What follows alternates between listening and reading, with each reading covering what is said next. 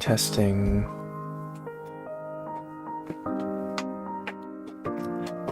Hi, Gladdy VTuber. Gladdy says, hello, how are you? I'm doing good.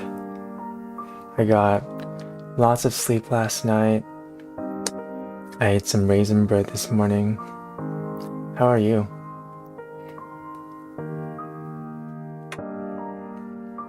I'm currently waiting for my wireless earbuds to connect.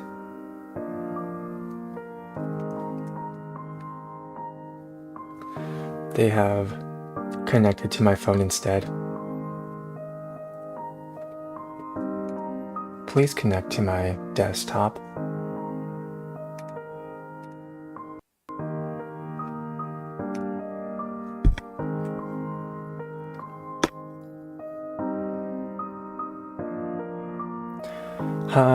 Testing. Okay, I think my mic levels are okay.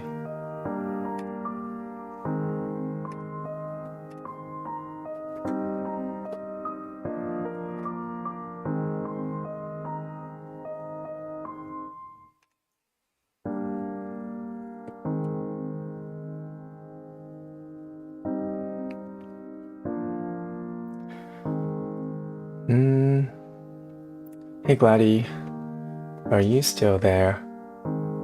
How are you today?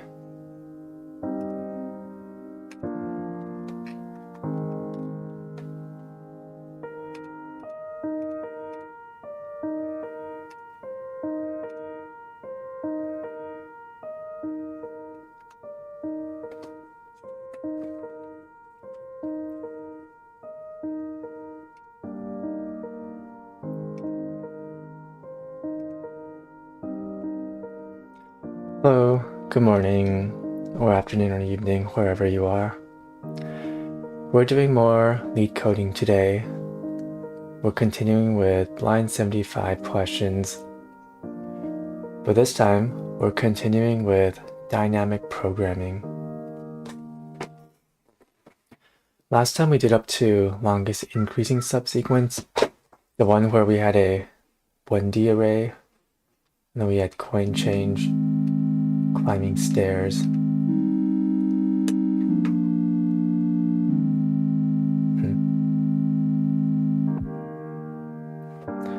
Alright, this time we're doing longest common subsequence. I was already reading the problem before the stream, and I was like, oh, this one looks hard.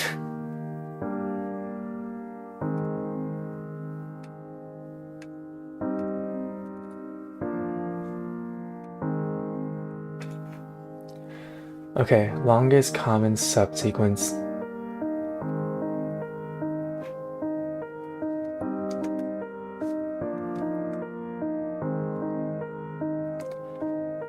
Let's say we have a ACE, ABCDE,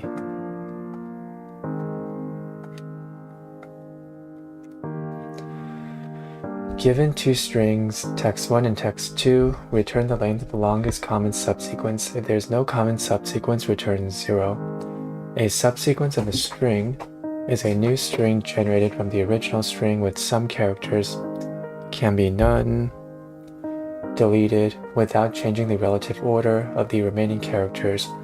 For example, ACE is a subsequence of ABCDE.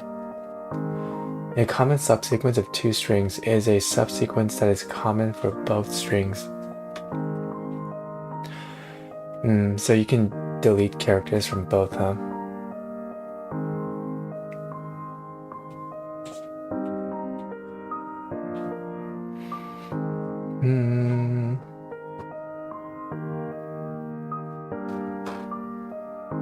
Yeah, this sounds hard.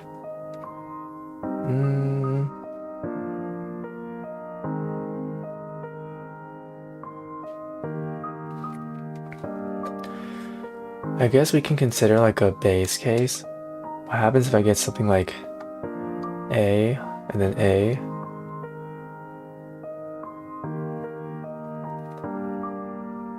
Then it's obvious that they're in the same subsequence.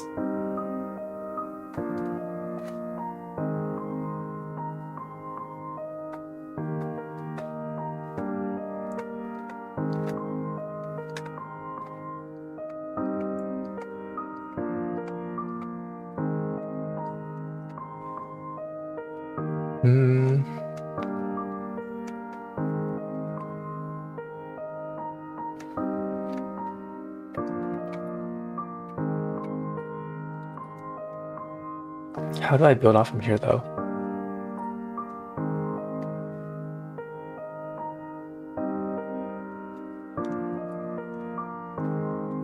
What if I had like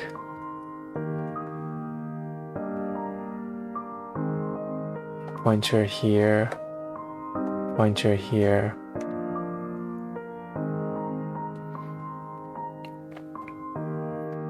and I'm like, okay, I see we have common characters E,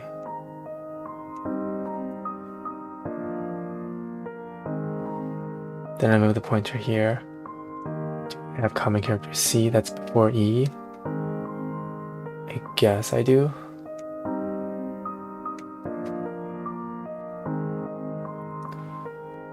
Do we have common characters A? Yeah, there's one here.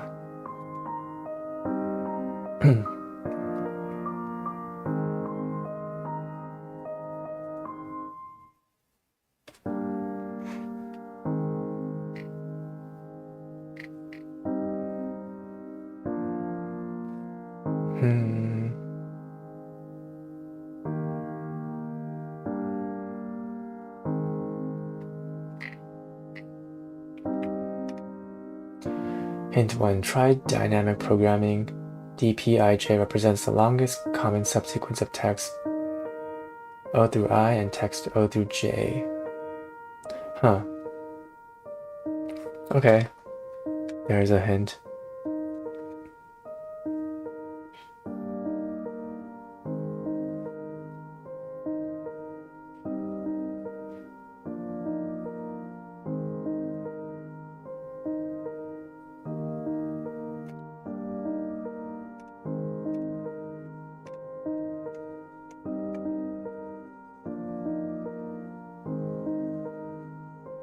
Longest subsequence of text 0 through I, text 0 through J.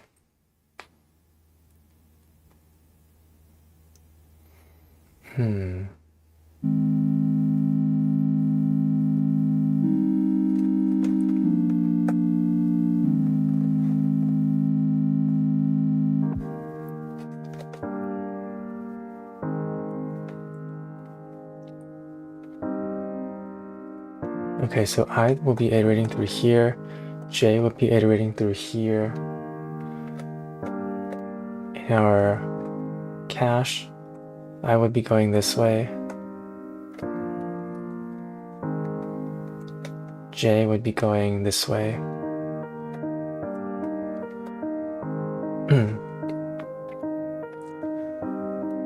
Should we start from the beginning?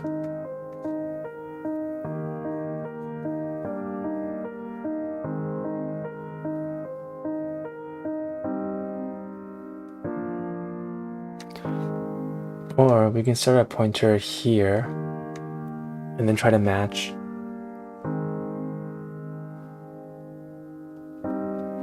J maybe? I don't know, my brain, it hurts from thinking about this.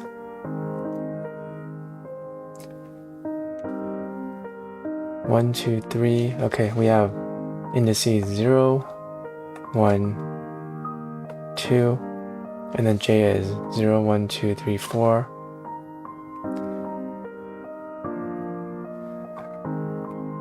Zero, 1, 2, 3, 4.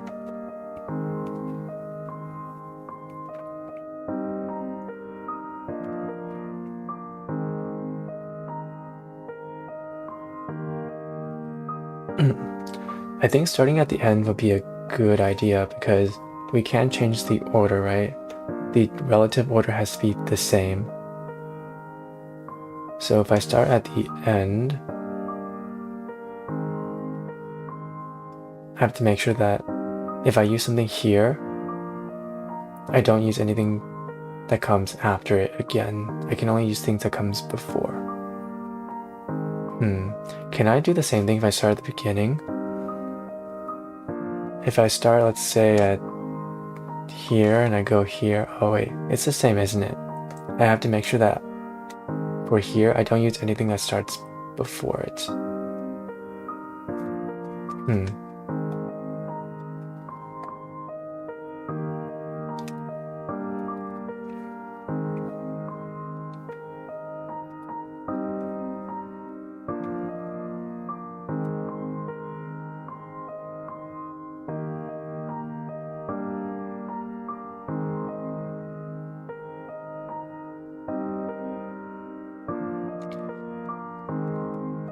My intuition is telling me to start at the beginning. Okay, let's say I start at the beginning. I look for every single letter here. Like, okay, I see an A here. So I'm on row 0 right now.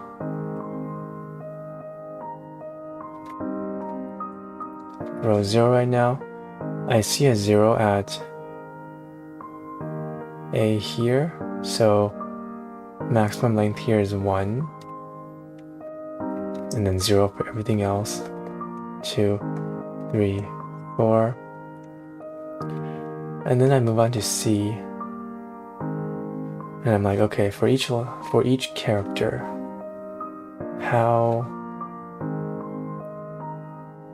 what's the longest subsequence? So if I delete B over here,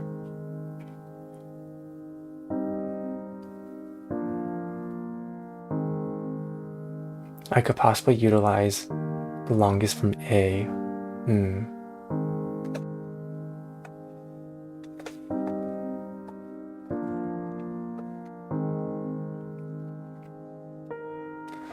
So for C, I would search every letter again. So is there a C here?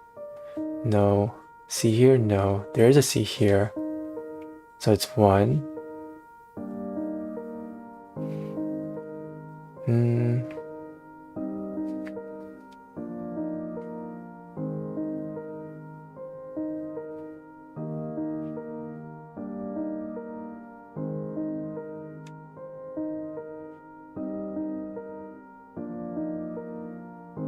I mean, how do I search backwards though? Do I search the entire row here?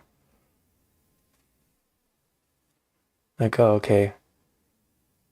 In the previous row, there's a 1 here. Can I add this?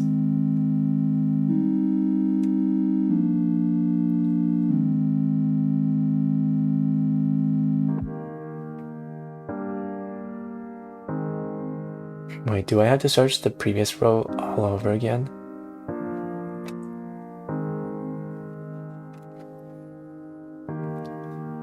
C is 0 and then 0. The longest common subsequence of text and IJ.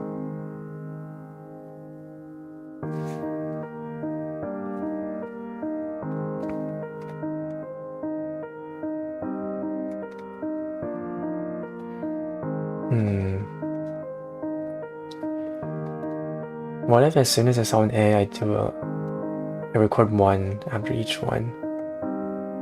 Because I'm like, okay, what's the longest subsequence for just this section and the rest of the sections? I still have an A.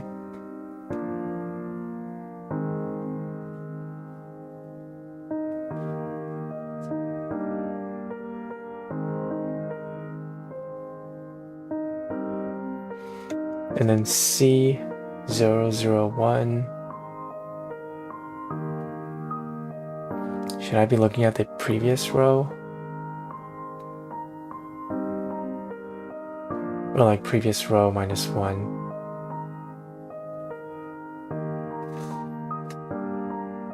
So if I'm looking at here for the second row, I will look at here. Oh, now we're getting somewhere.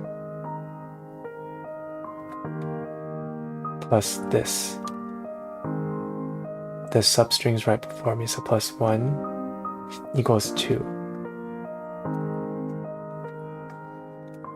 And then these would equal 2, because the previous substrings are contained within me.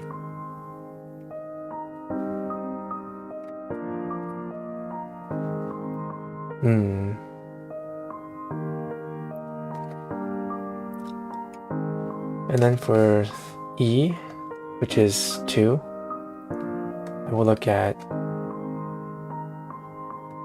most common substring from A, B, C, and D. So 0, 0, 0, that's C, and then D, and then 1 plus this, my previous substrings, it will be 3. And then I would take this as the answer. I don't know. I was actually skimming the results before this stream. I feel like people are doing it backwards. Would this work?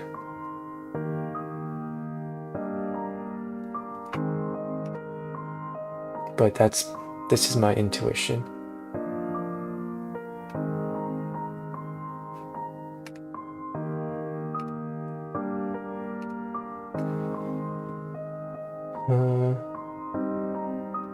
Dij is equal to, oh, that's not what I'm doing.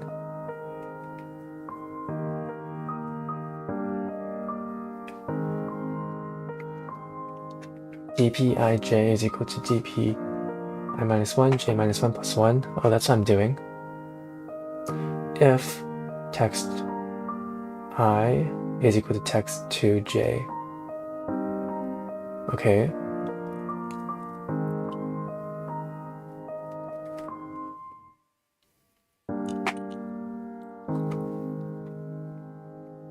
That's kind of what I'm doing. This next part is foreign to me though.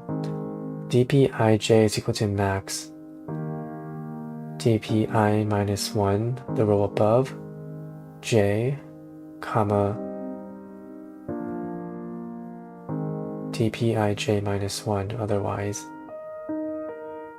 Huh?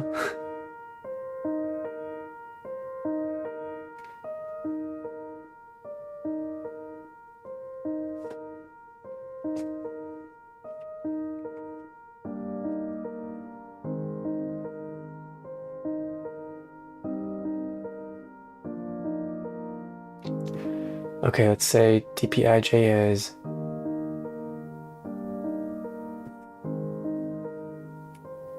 I get this example. Let's say we're on C.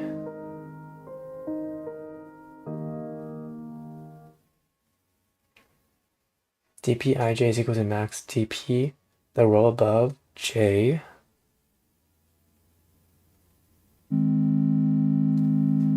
or whichever one is bigger, dpij minus 1. Oh, which is the one next to me. What's the reasoning behind that though? Max.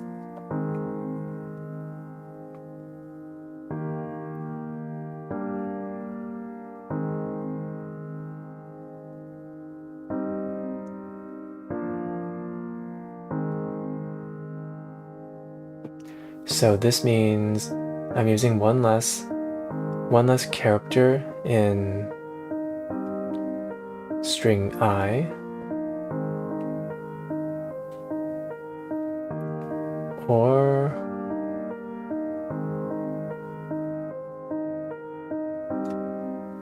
we're using one less character in J. Well, beats me. Time to take a look at the solutions.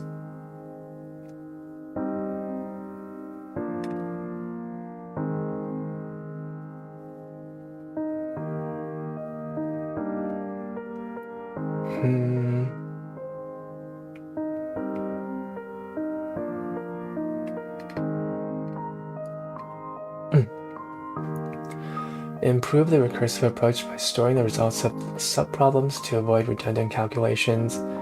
Use a 2D array to store the LCS length for substrings of different lengths.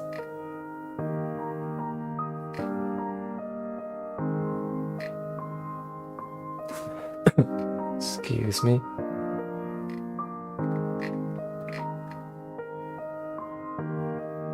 Okay, this is recursion.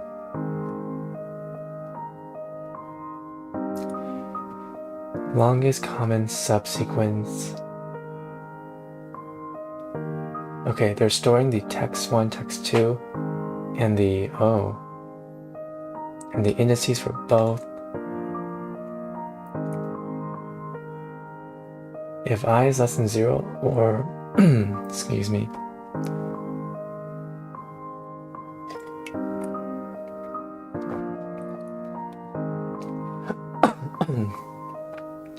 If I is less than 0 or j is less than 0, return 0. I see, okay. They're starting from the end, from the indices, and then working backwards. If text I, okay, if the characters at the current indices are equal, then return 1 plus the longest common subsequence starting at these. Else return, if they're not the same, return the max subsequences starting at either you decrease text 1 or you decrease text 2. Okay, the recursion makes sense to me because you're only checking the characters at the end. All right.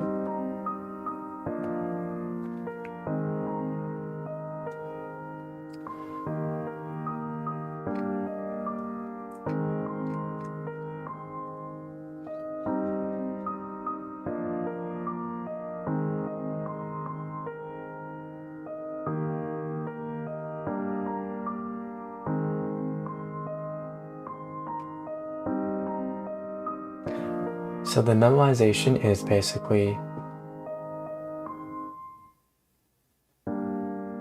it's just a recursive thing, except you cache the results.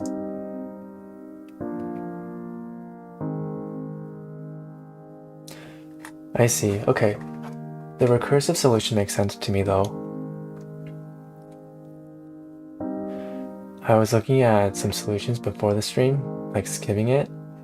I thought people were doing some crazy 2D array dynamic programming solutions, but this isn't so bad. Okay, longest increasing subsequence.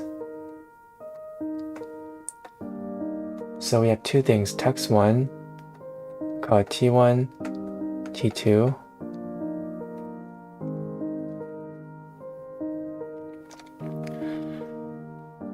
I don't know about the base case right now, so I'll skip it. We need to store our indices. Let's do I and j. They will start from the end. Oh, I know. Base case is if I is less than 0 or j is less than 0, then we return maybe 0, because this doesn't make sense at all. Else,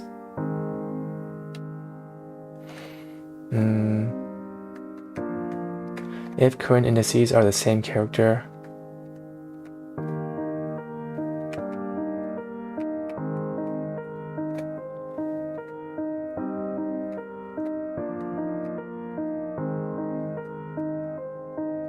Then you return 1 plus the max subsequence that you can make from the same strings, but minus the indices, because you've already used the characters at the current indices. Anshul XYC says, "Hey, are you preparing for the interviews?" I am. Yeah, the title says, I forgot what the title says. I'm not looking at it now, but it says something like doing coding problems until I become a real software engineer. Yeah.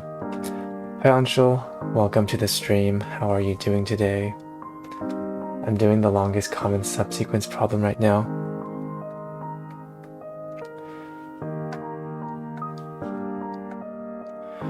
The else statement is recursing. Use the same characters, but T1, T2. Maybe you just increment the first string and keep the second one the same. Maybe you just increase or decrease the second one, I, j minus 1, and then you return the max of these.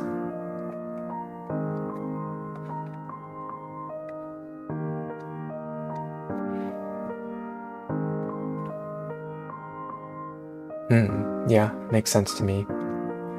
I think I'll try implementing this first, and then I'll start caching it.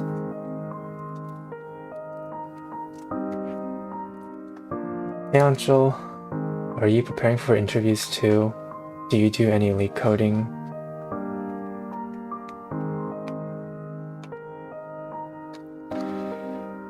Okay, return the helper function longest. I just call it longest with the same text1, text2, text1 dot length minus 1. Is this how you do length for a string? Text2 dot length minus 1. Hold up. Java string length. It should be length with the parentheses, right? Yeah.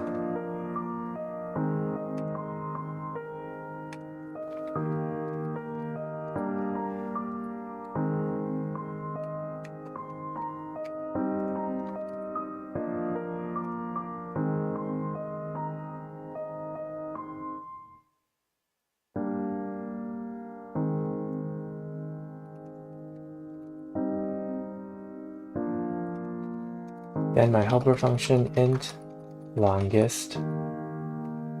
By the way, let me know if the text is too small, if you can see this. Maybe it's too small for most people. I'll increase it. 150.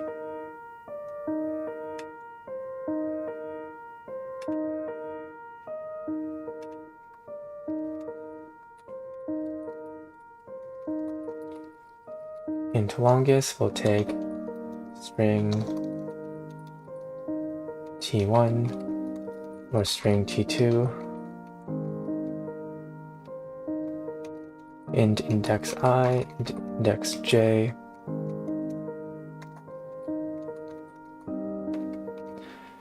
Okay.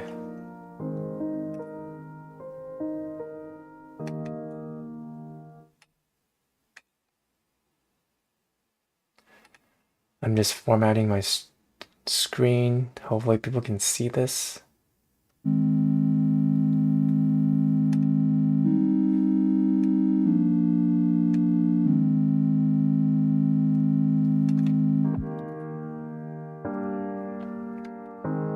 Okay, base case. If I is less than 0 or j is less than 0,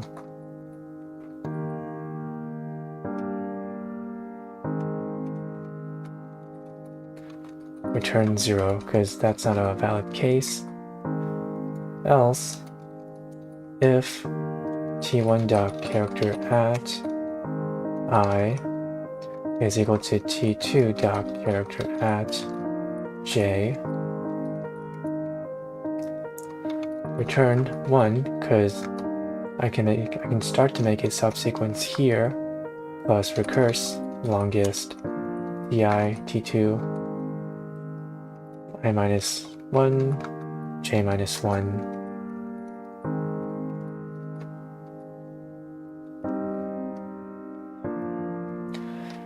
Else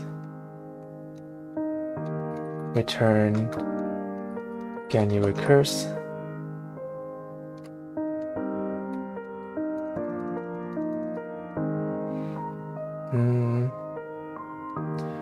I'll call this recurse I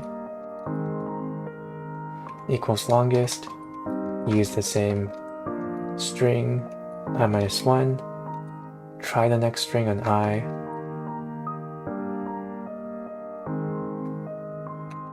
j stays the same, int recurse j is equal to longest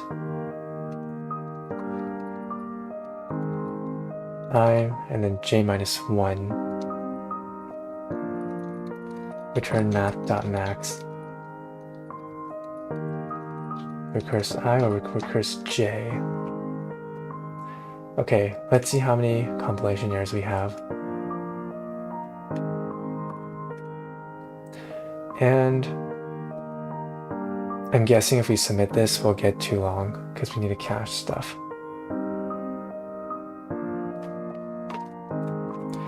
Yeah, time limit exceeded.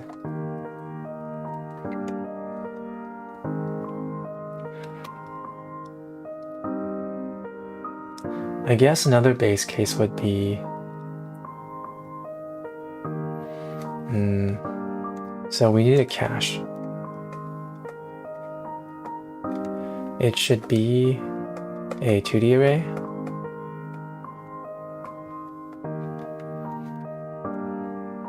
We're lucky that the input is all integers, so we will store I and j. Yeah, they will be the size of t1, t2. So if cache hit, this will be another base case. Cache hit, return cache value.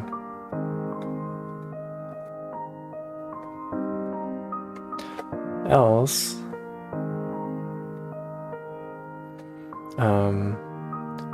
we need to update cache here. And we need to update cache here.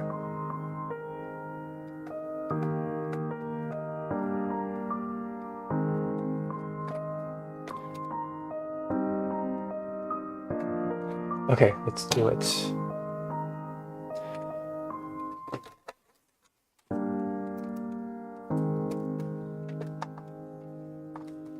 Let's add cache here.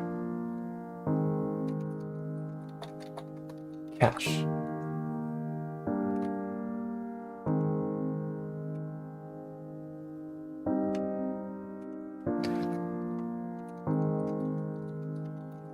Initialize our cache is equal to new int text1 dot length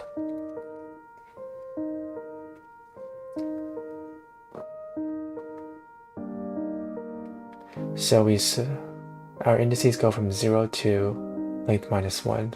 That should be what we need. Text2 dot length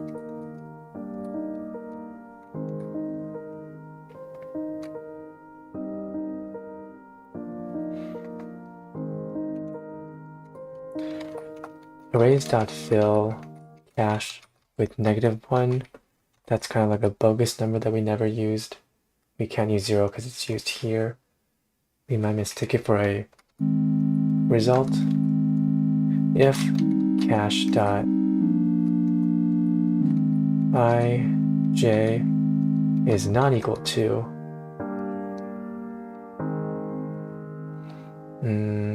is not equal to -1, the bogus number, then we return cache ij. In all other cases,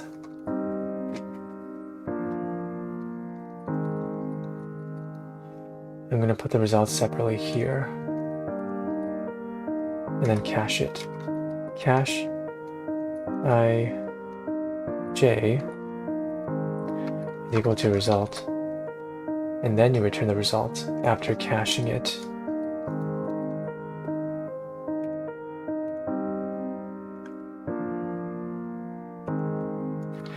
Over here, result is equal to max this. We will cache it first. ij.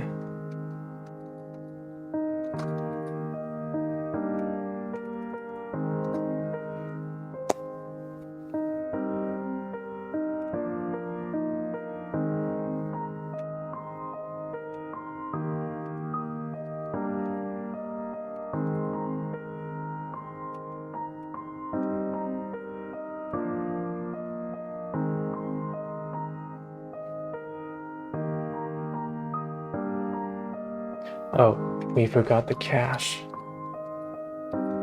Or I forgot the cache. I don't know why I'm blaming you guys for this. More cache.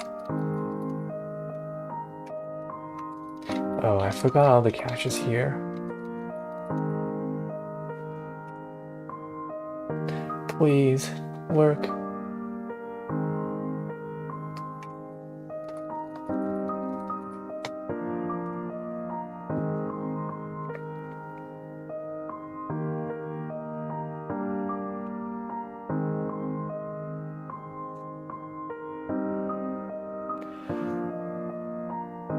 Arrays.fill. What happened? Array store exception.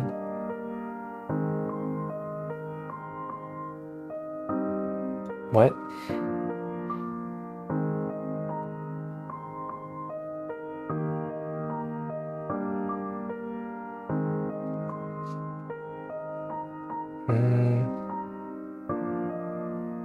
What does this mean?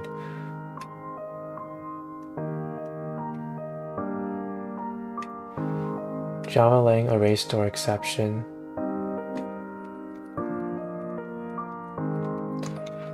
Arrays.fill.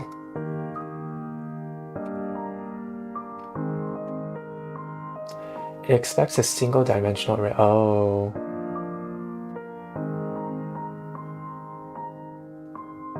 How do you fill a 2D array? Java 2D array fill.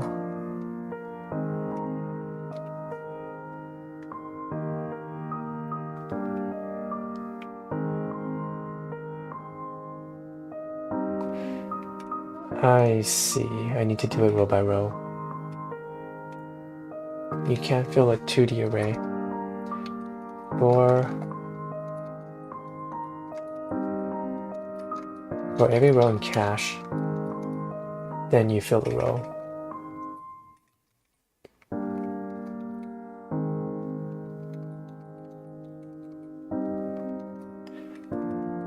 Control Z.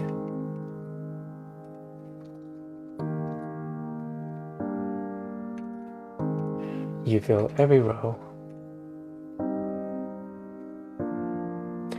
Cool.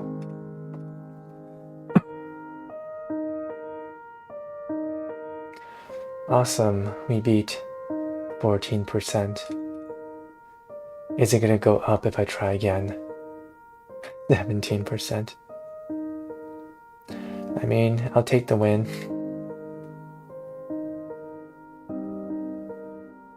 Okay, now it's going lower.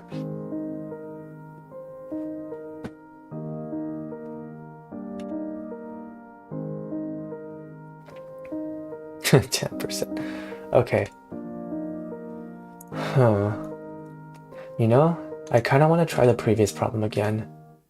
Longest increasing subsequence instead of longest common subsequence. Because last time we did it in a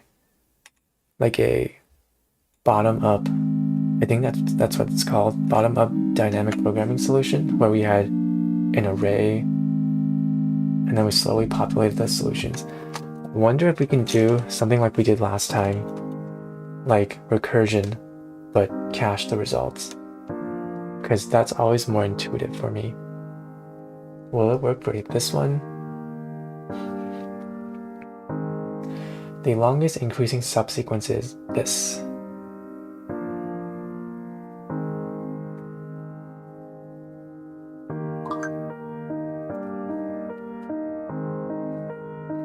Okay. I think I have an idea what to do now.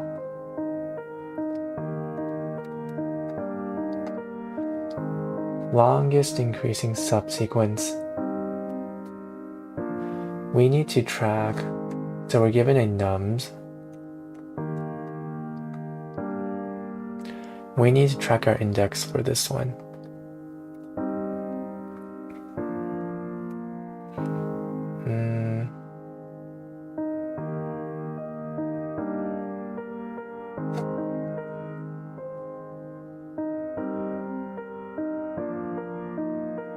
Let's say I starts from...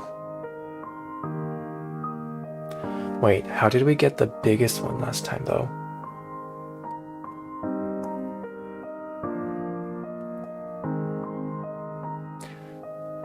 Oh, okay, this I is just the range. So the...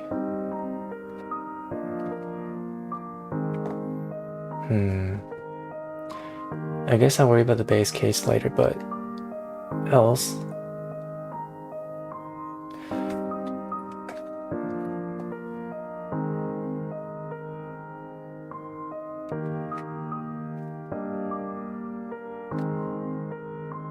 Hold on, how do we do this?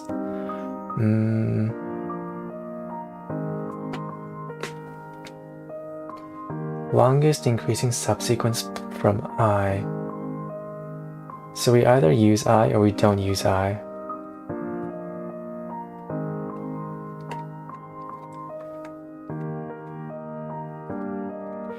Hold on, what if we use I? I starting from the last number. So return 1 plus F, and the longest subsequence starting from nums I minus 1.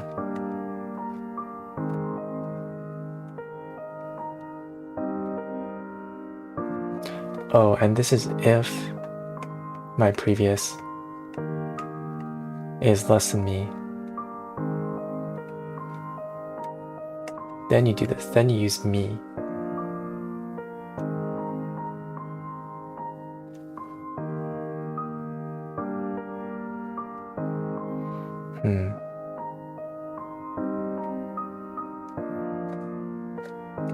And else, you can not choose me and just do F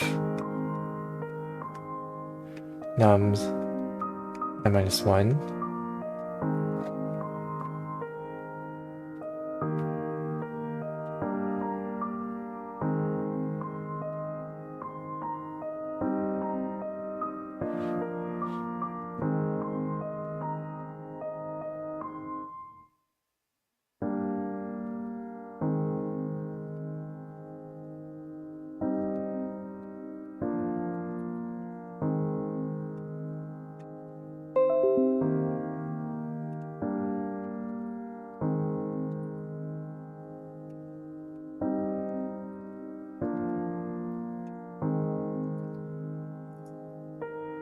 Okay. Let's say we're on 18 here. 18 can be itself plus the longest subsequence starting from here.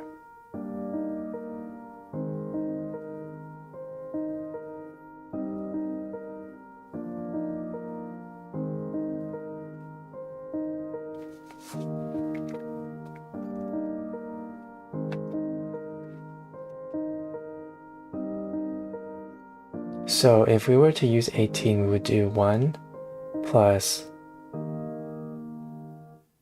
f nums comma minus 1.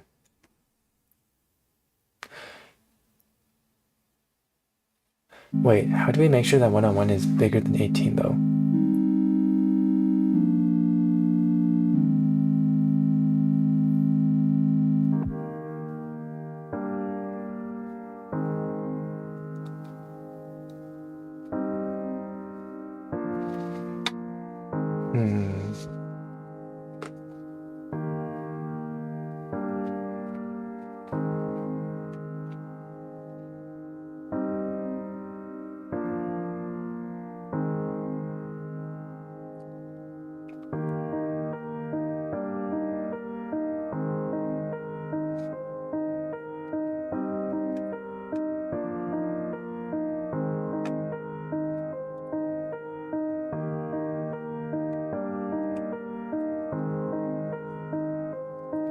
If my previous is less than me, should I be looking at the previous?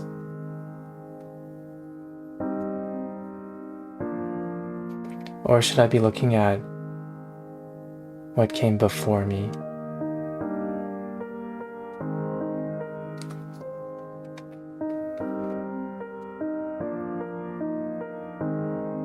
Also, if I can't use anything before me,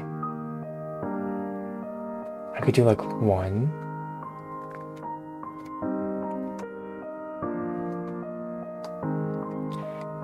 What are my options if my previous is greater than me?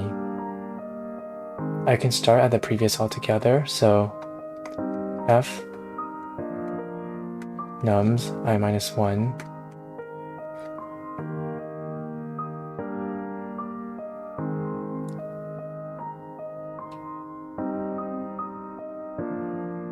Yeah, I think that works.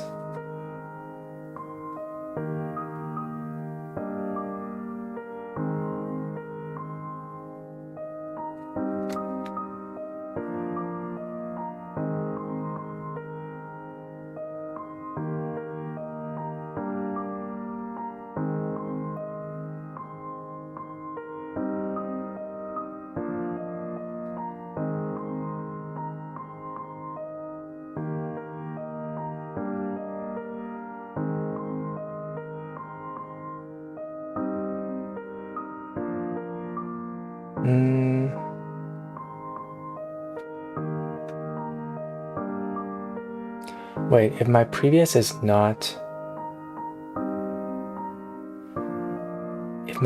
greater than me, then the answer is either 1 or start at the previous, huh?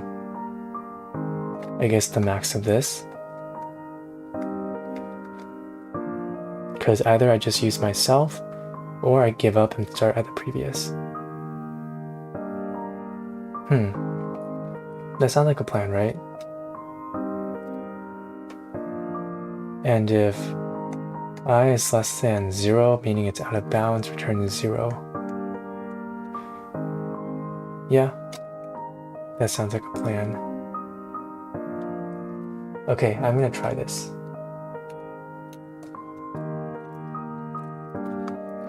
Man, dynamic programming, very tricky.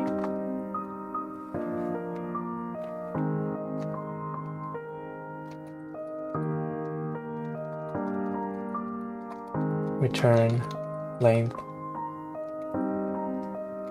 nums dot length minus 1.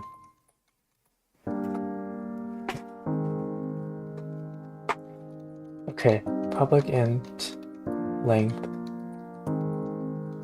nums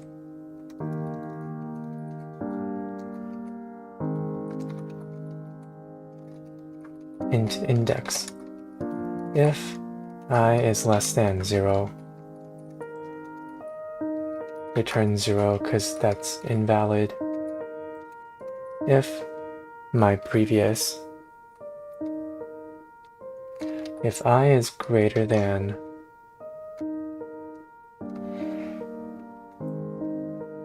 zero,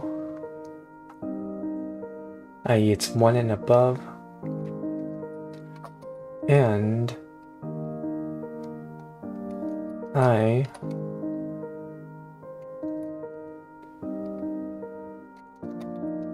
nums index -1, the one previous to me, is less than me.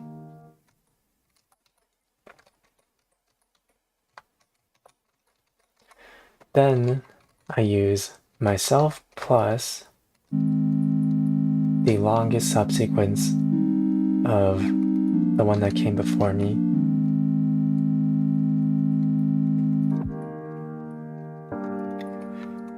Else, if my previous is not less than me,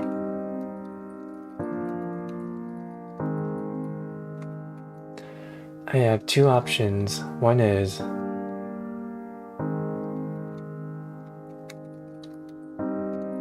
use myself only, or give up on myself and use the longest increasing subsequence of my previous one only. Which worst case should still be a 1, right?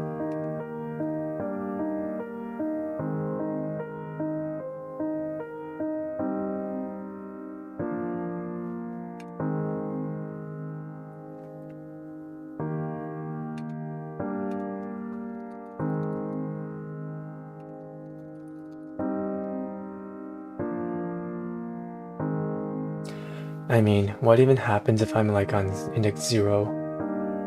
I would return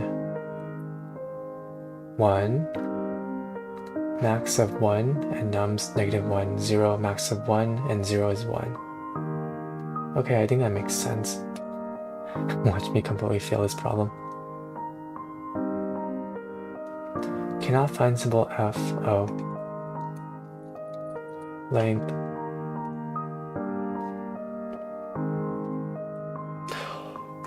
Oh my goodness, I got it.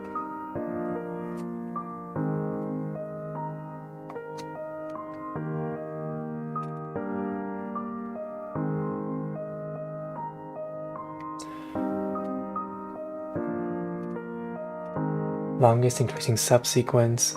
I'm going to rename this layer. Longest increasing subsequence pseudo.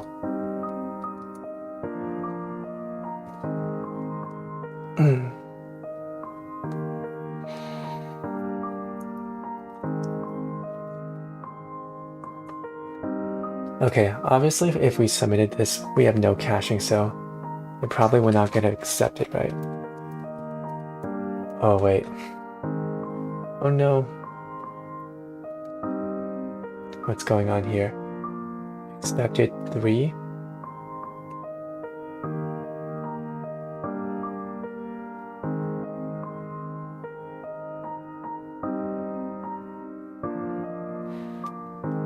But it's supposed to be, I returned 4, but it's supposed to be 3. So it's this section. Why?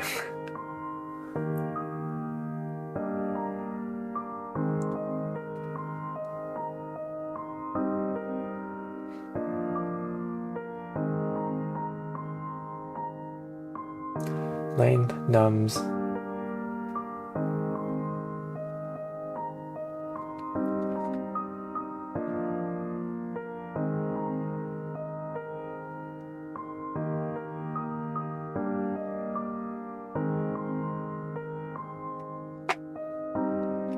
You know, we can try debugging this.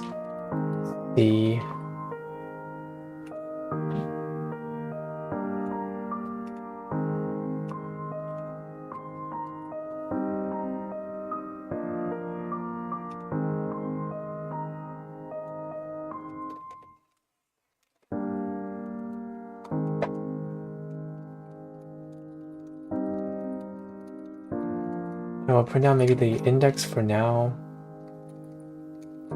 Index.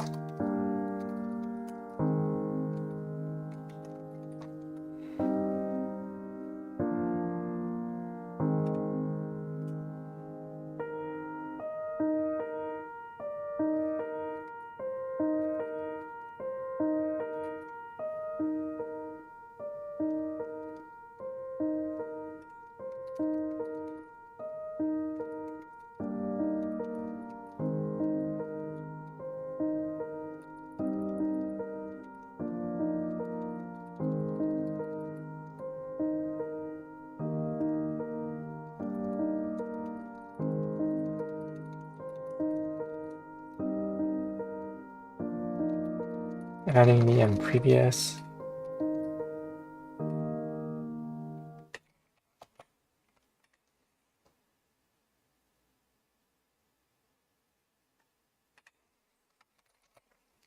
This one is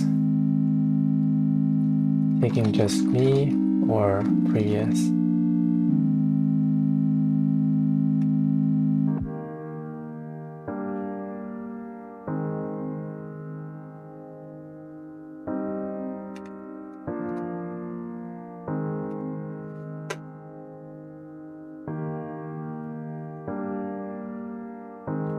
Index out of bounds.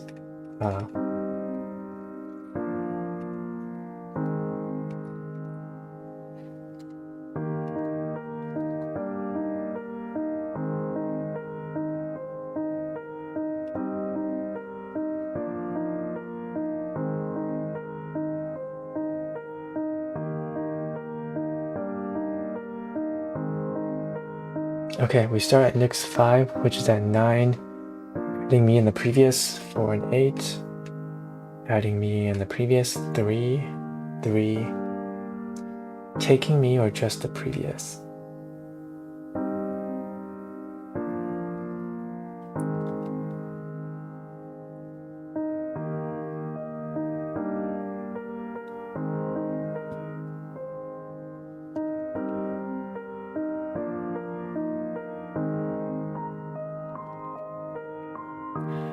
So when we hit 3,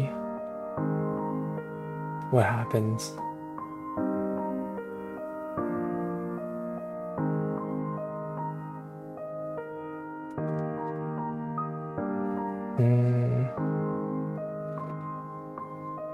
Taking me or just the previous?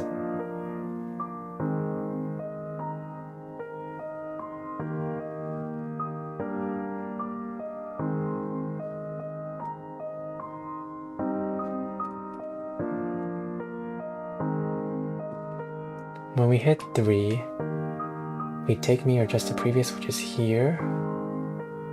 We aren't adding anything, are we?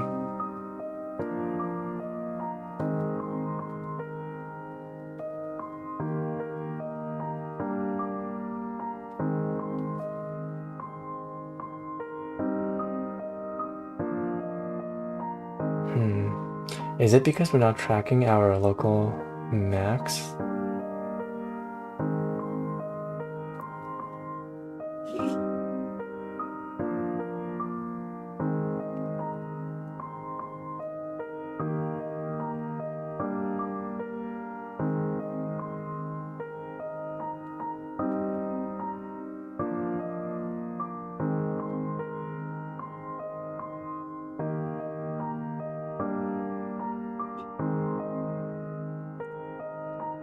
What if we add a second parameter?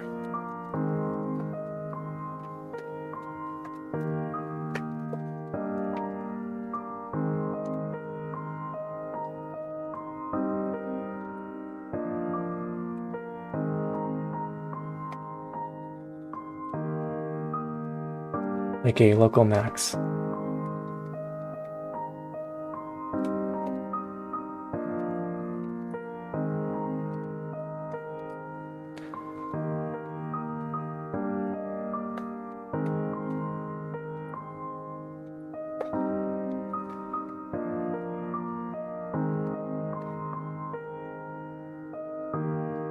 Local max, maybe that will start out as infinity at first. If previous is less than me,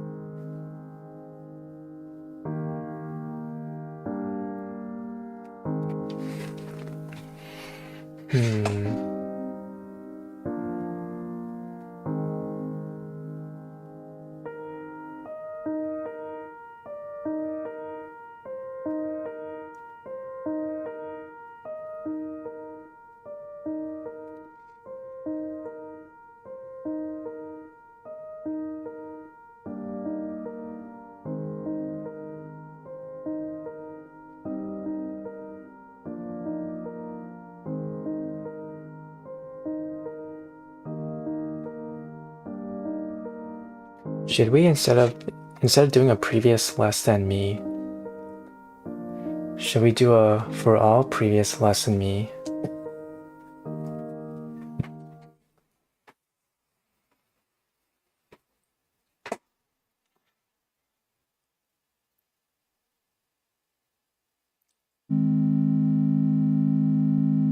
So either I use myself or I don't.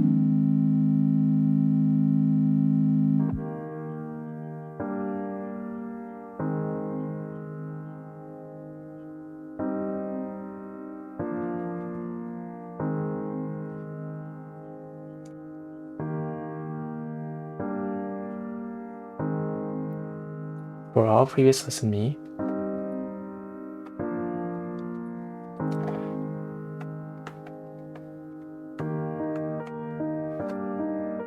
Okay, I still think this part is the one that's screwing me up, but hopefully I can replace it with the clause above.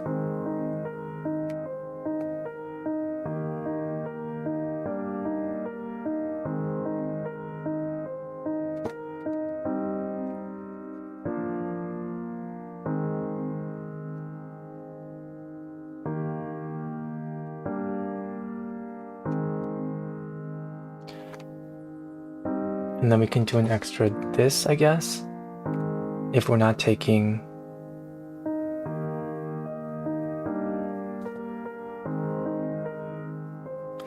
I don't know. Maybe I should peek at solutions that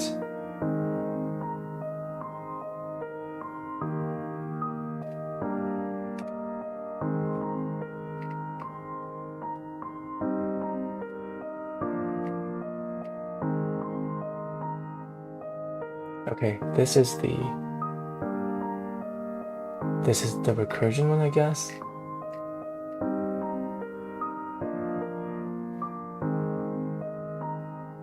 We're starting from 0, huh?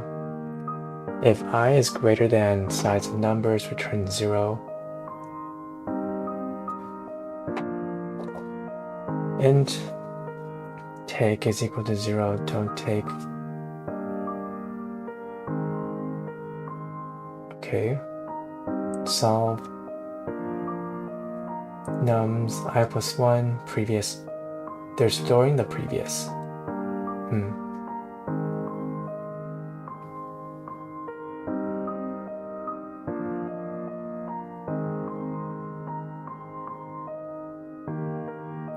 If nums is greater than previous, then take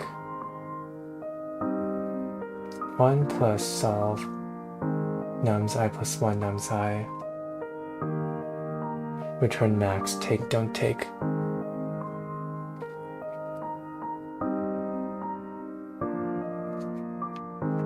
You know, I think it would be a good idea to store the local max then. So if previous is less than me, then use me and update local maxes. I guess me. That's probably what I'm missing.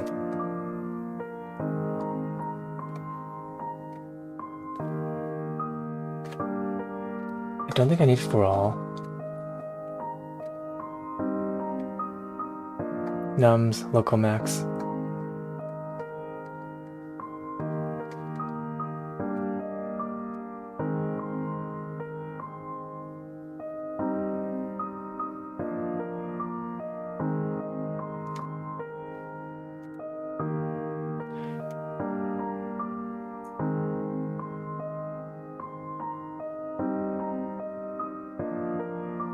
Wait, they're doing take as default 0. Shouldn't it be or 1?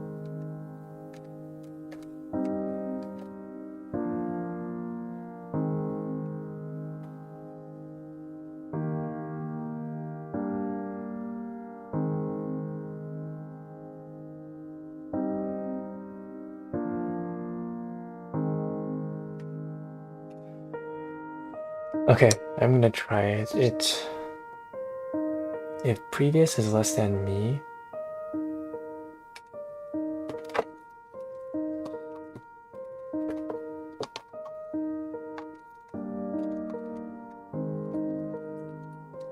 int local max.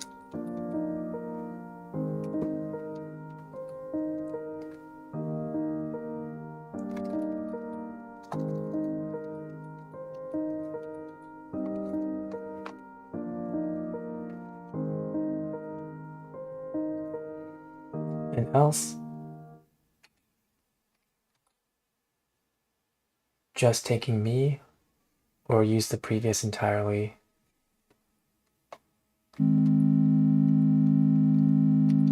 Preserve the current local max. Integer dot max value.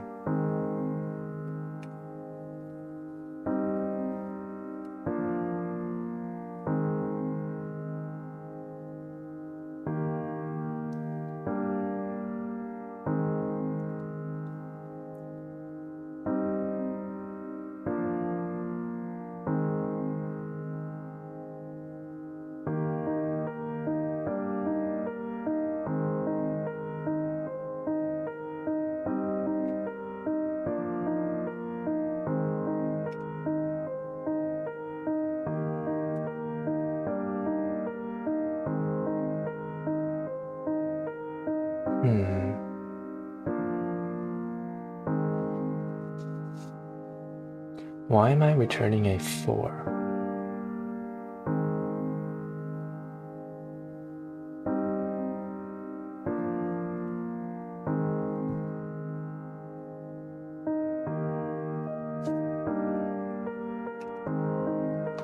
Maybe I should print out what I'm actually returning. Result is equal to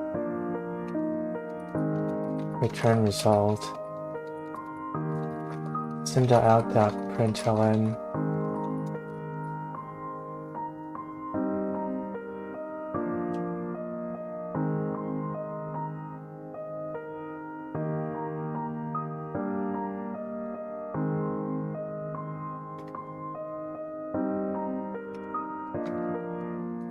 int result is equal to this. Well, I'll have to do this anyways because I'm going to cache everything. Return result.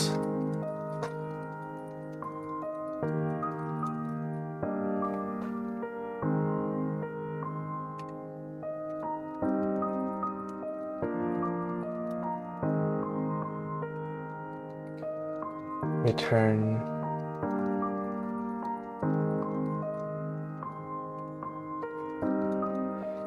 return 0.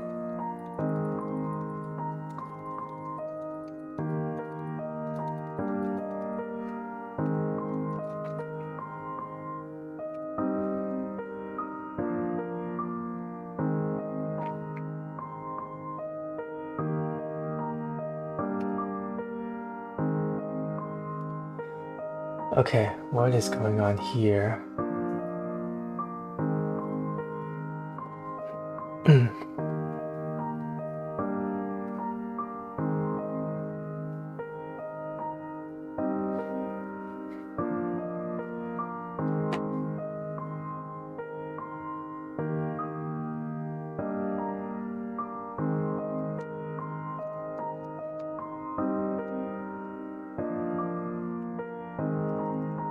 To make it more readable, I should probably print out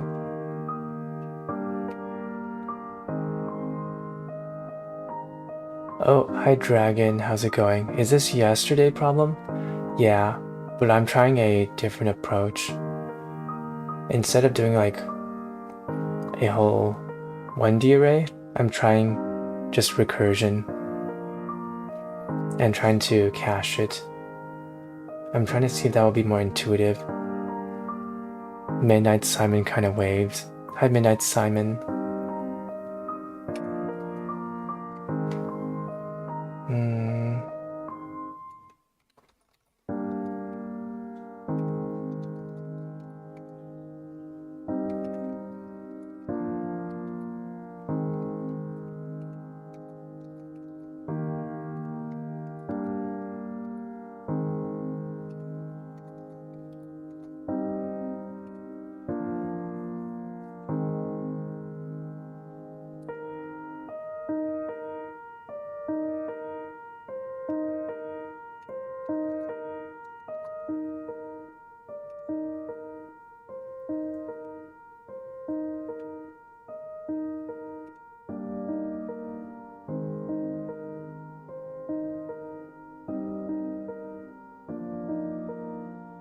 Okay. If index is -1, return 0. That's fine. Index is 0, 4, return 1. That makes sense. 110, return 2. 2, 4, return 2. Why?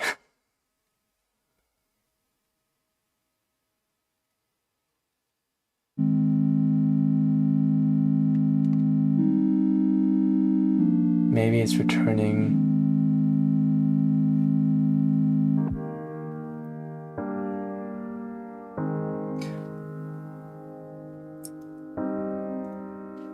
I guess I'm returning -1 local max, this part. 3, 3 returns 2.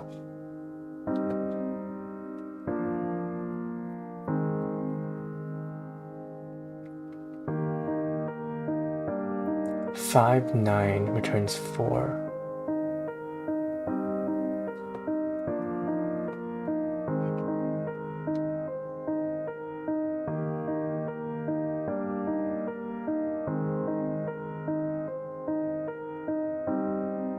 Four, 8 returns 3. 3, 3 returns 2.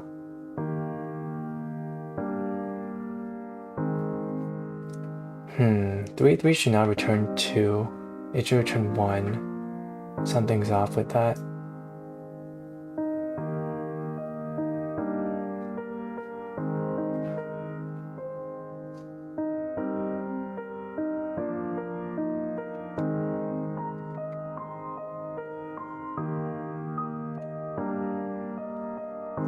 Let's see, what are they doing here? Because I think I see where the problem is. So 3, 3 would go over here, which would retain. It would return. It would completely reset the local max here, which would screw everything up. Yeah. It would reset the local max to an 8.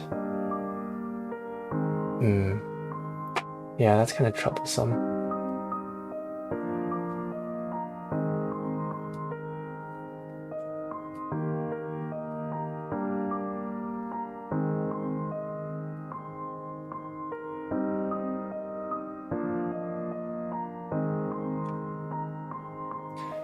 Should I instead do like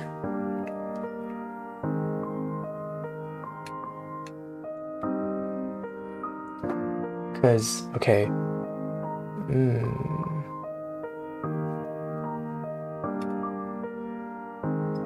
So what they're doing is, okay, that's the base case. Don't take is nums I plus 1 previous, nums I greater than previous take. Take is supposed to be 0 at first.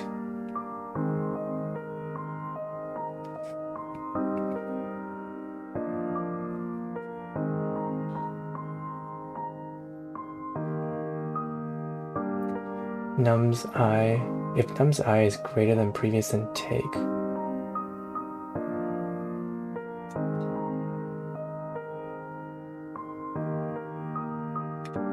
Just take or don't take.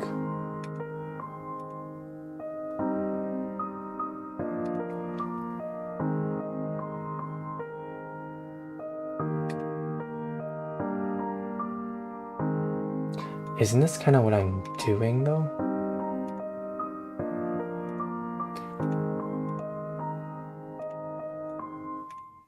Although I will say they don't do this part. So what they're doing is Midnight Simon says you are either taking or don't take. You need to explore both paths, not just one. You are either taking or don't take. Isn't that what I'm doing here though? I'm taking here. If previous is less than me, then I take it.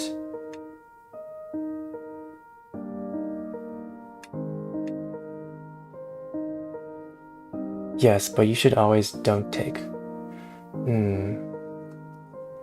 Wait, I thought I'm not taking over here. Looking at the solutions, that's kind of confusing because they're starting from front to beginning while I'm doing back to front. And take only if you can take.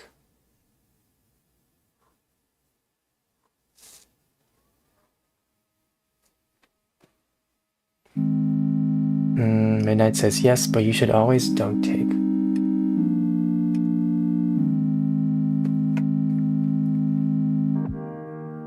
You need to explore both paths, not just one. Oh, I think I know what you're saying.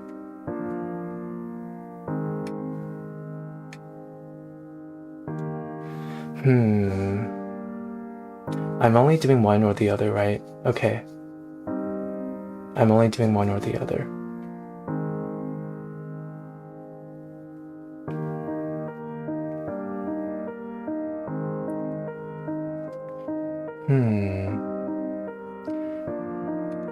Okay. Int take is equal to this.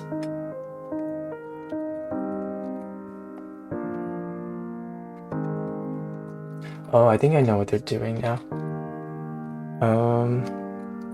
Right, they're setting take is equal to 0, right? Because if I actually cannot take it, this wouldn't make any sense. So I'll copy this one here, statement. So if my previous is actually less than me, then I will take it. Else the take value is equal to 0, because then take has no meaning. And then, if I don't take,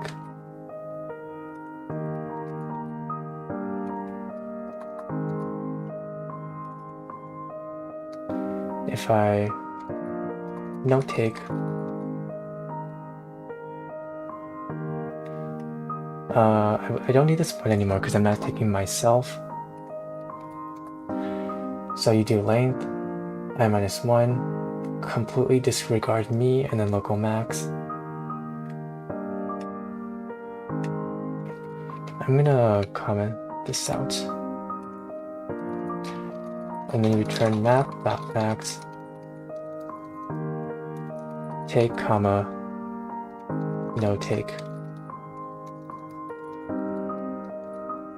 Oh, that makes sense.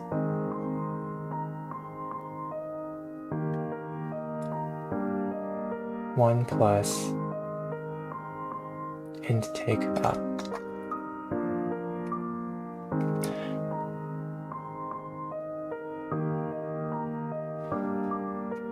Uh-oh. Output is 3, expected 4.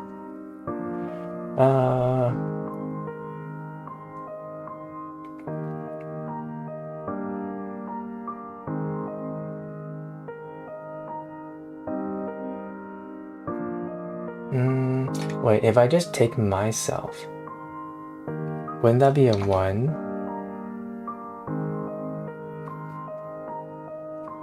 So if my previous is not less than me, if I can't use my previous, then it's just me, which is 1. I think that makes sense. And then if I actually use my previous stuff, I can use myself plus this. No?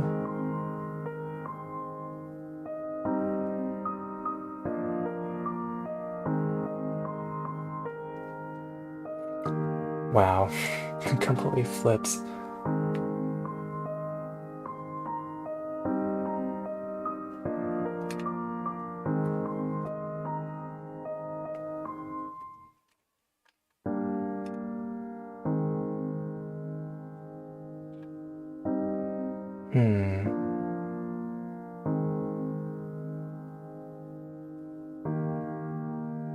If I take myself, it makes sense that it's 1.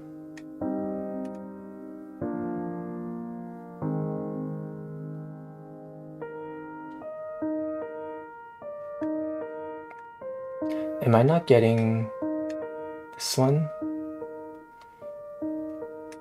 I have no idea what's going on anymore. If I is greater than 0,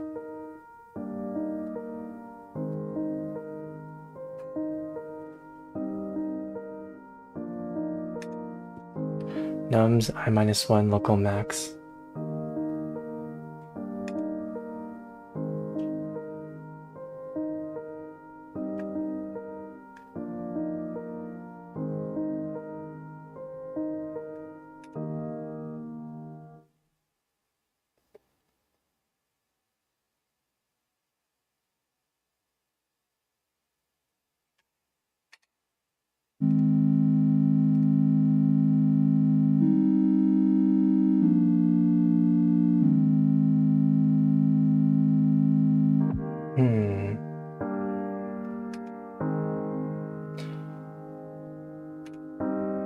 I noticed that they did okay, they're restoring the previous. My brain, it hurts.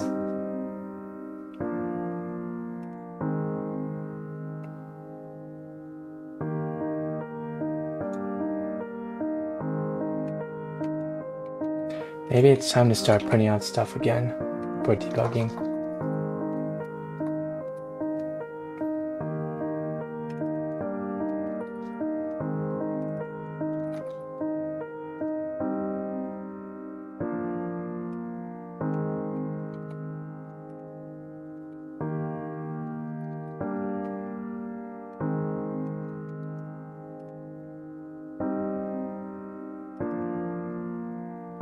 This one is no take.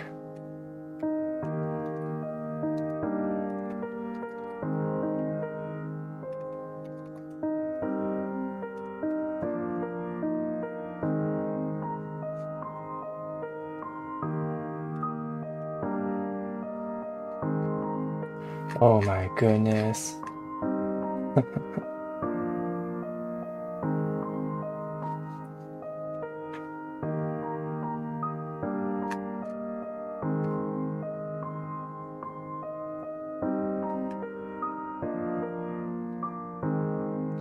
Nine, 8, 3.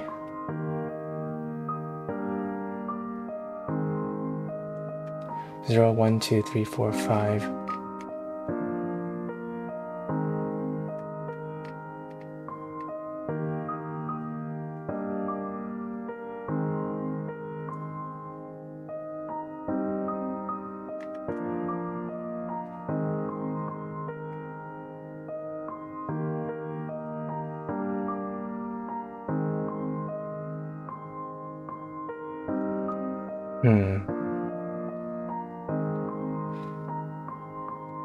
If I take myself, it's just a 1.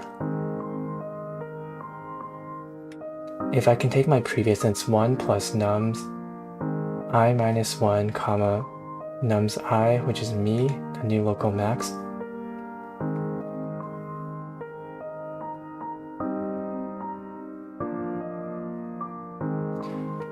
Am I supposed to check local max here somewhere? If I is greater than 0, oh wait.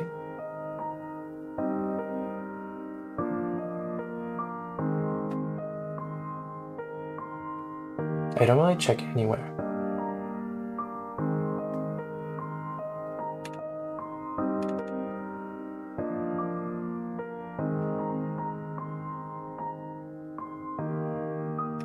This is take.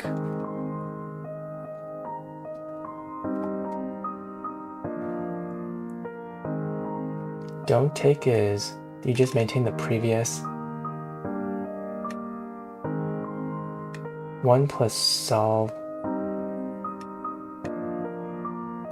Oh, Midnight Simon wrote something. Maybe check nums I is less than local max instead of nums I minus 1.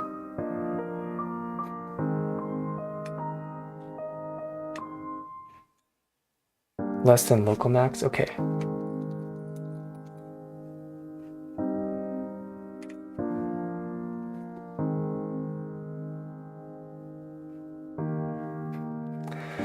Man,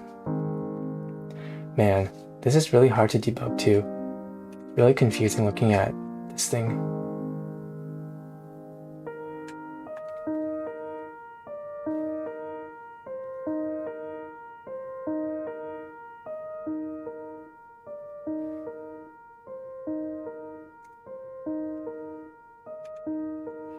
Nums I, not nums I minus 1. Line 14. Huh.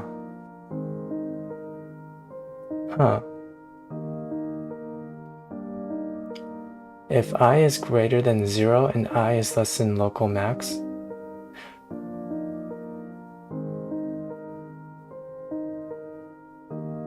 if I'm less than the local, oh.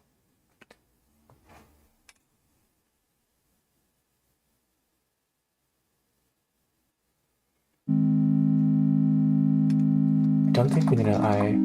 So we're checking me and my next now, not me and my previous.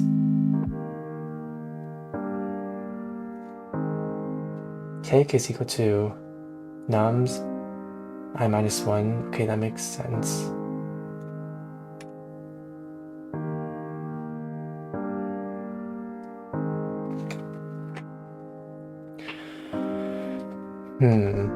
Am I kind of just screwing myself over by doing it front to back? I mean back to front.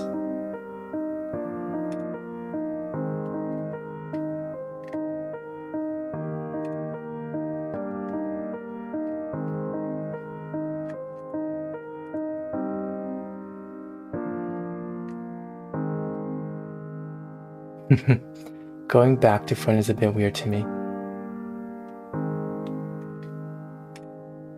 You know what? My brain is starting to hurt too much. I give in to the front to back approach.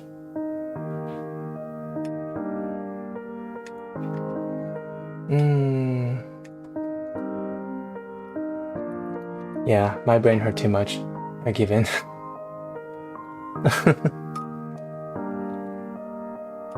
Okay, we're going front to back now. I literally have the solution in C++. Oh, can I share my submission? Oh, thanks so much. That's really nice of you. How do I share my submission? I'll just post it in chat.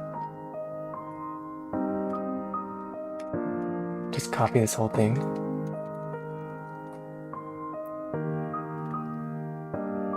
And there's a link. Oh, okay.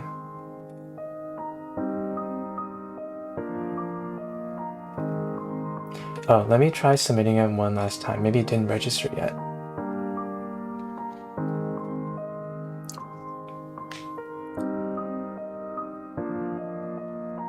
There we go, submissions. A few seconds ago.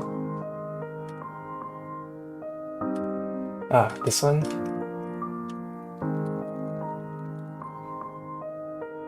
Okay. Hold on, let me navigate to my Twitch chat.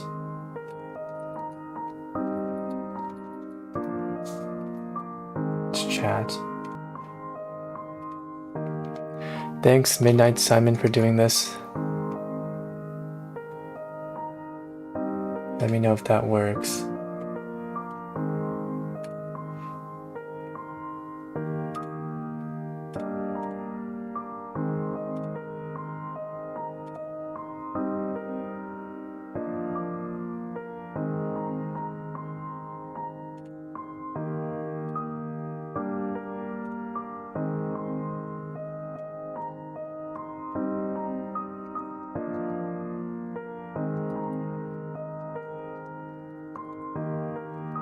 Okay, if I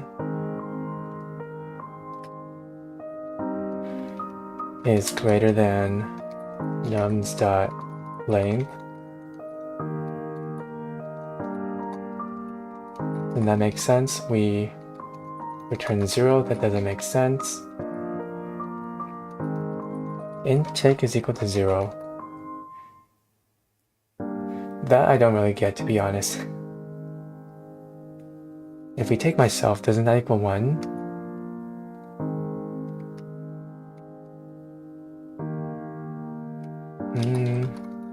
So if me is greater than my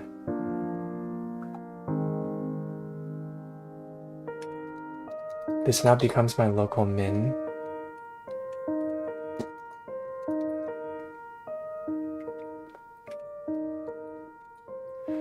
If I'm greater than my local min, that means I can take myself.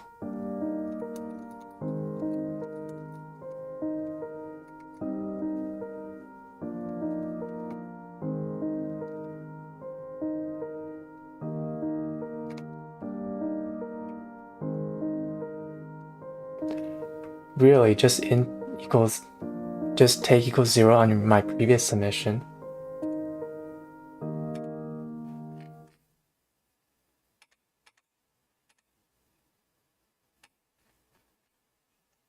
Are you serious?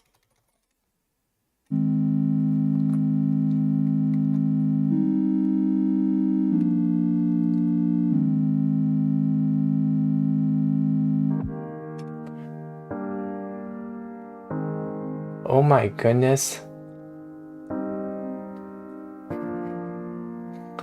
Thanks, Midnight Simon. But why? I don't understand why.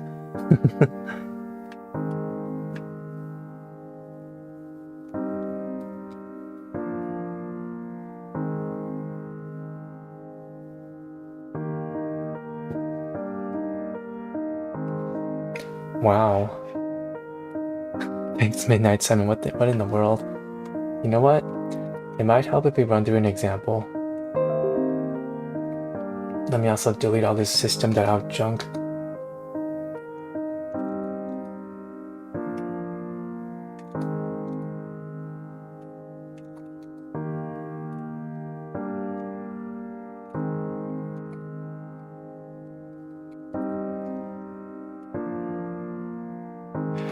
Midnight Simon says because if you didn't take it, then it should not count as 1.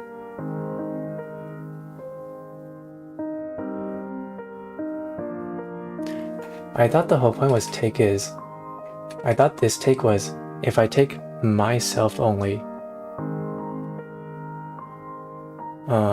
Imagine 1, 2, 3, 1.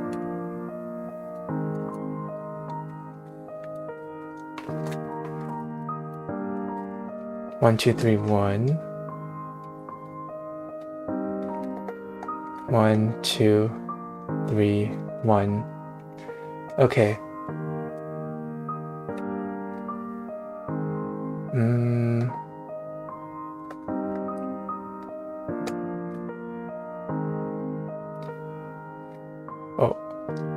Oh, good.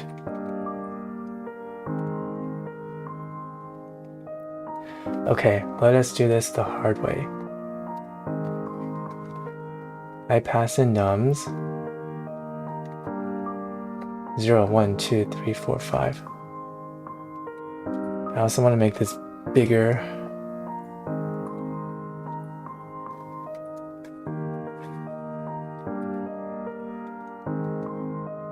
Okay, we start the frame with nums int I 0, 1, 2, 3, 4, 5. 5 local max is infinity. Maybe just 1, 1. Okay, so we're over here. Disregard that. Take is equal to 0.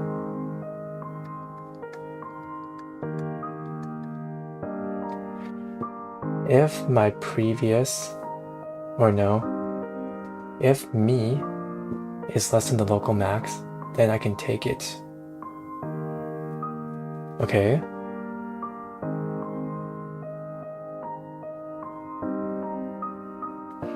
But imagine you had int take equals 1. Oh wait.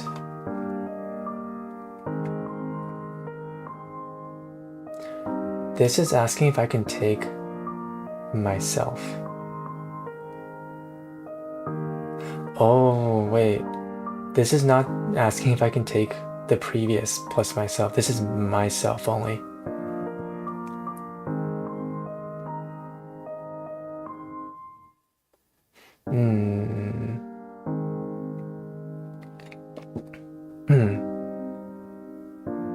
Okay, so the first one is less than infinity, so I can take it.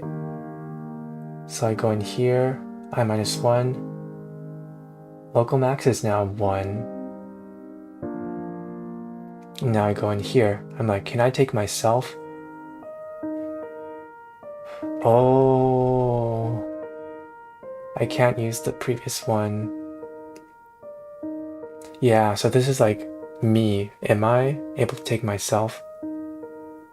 If I'm not less than what came after me, then I cannot take myself. God damn.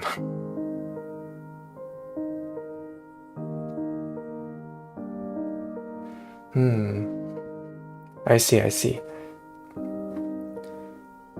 Why can't we look at this from the perspective of, can I take my previous instead? Is that worth thinking about? Oh, I don't want to work on this problem anymore.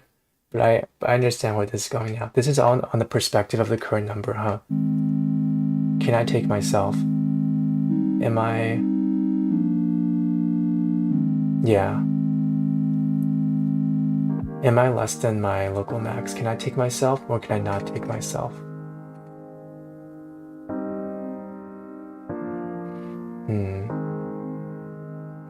When do we ever arrive on the base case of 1 though? Let's say we're here. 10. I guess we can say that the local max is like infinity now. Or maybe 4 is a better example. Local max is infinity. Okay, so I go here, take 1 plus length. Yeah, okay, and I go to 0 here. Okay, that makes sense. All right. You know what? I'm done with this problem. I'm gonna record this as a problem that I need to come back to. Midnight Simon says, each element would return at least 1 when comparing against infinity. Yeah, because it goes in here, right? And then 1 plus. In the case of 4, you go to index out of bounds, so 0, so 1 plus 0 is I. Oh, I still need to memorize, that's true. I'm not done yet. No. Okay.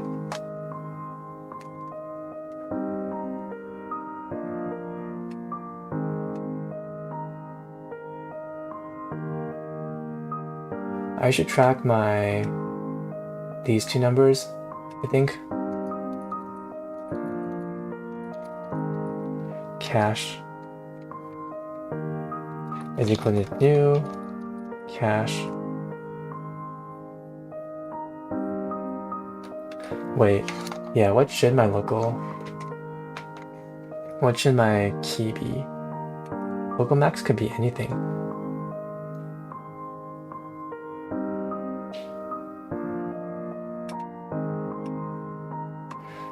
Oh no.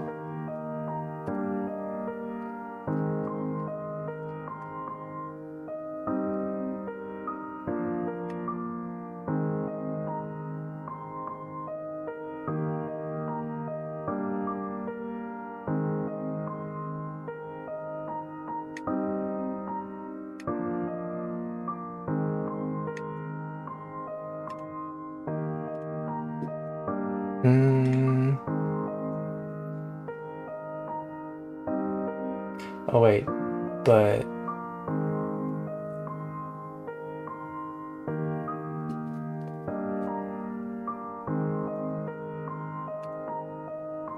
what do they do here?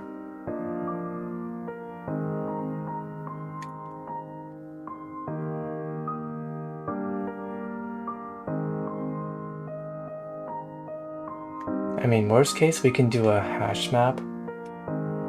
that stores an int.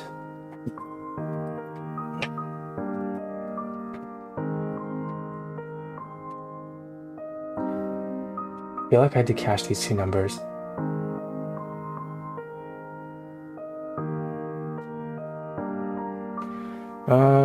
What if instead of local max I store like j instead, like an index? So local max is now nums j.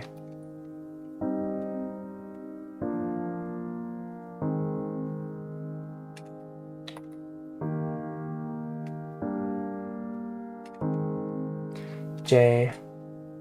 Local max is now I. Midnight is giving me the thumbs up.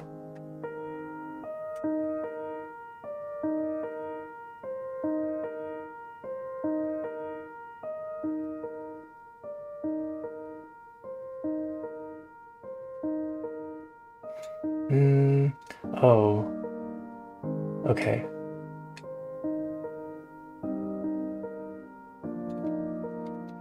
Maybe we'll just do a -1. If j is not equal to -1 and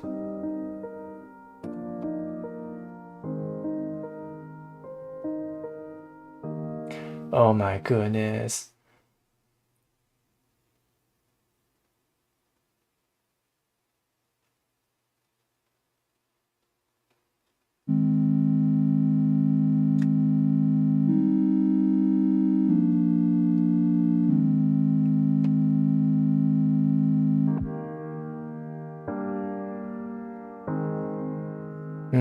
Wait, this was like negative.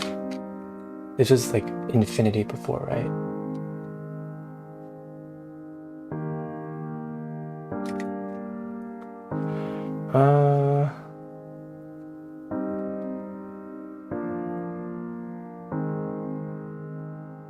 Then we can take if it's infinity,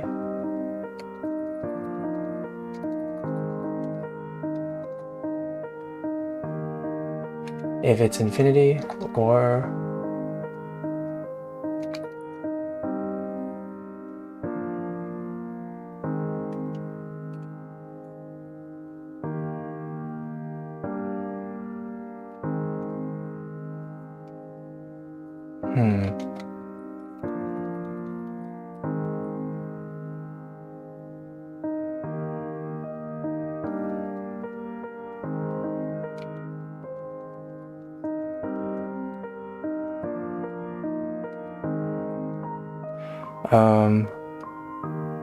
Lap says, what problem here?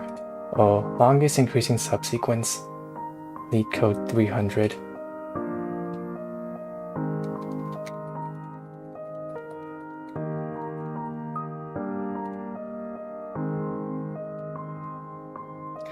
Okay, back to accepted. You know, my brain is honestly so fried with this problem. I'm just gonna use a hash map with this hash map with the list of integer, comma integer, so we have no bounds, and then integer.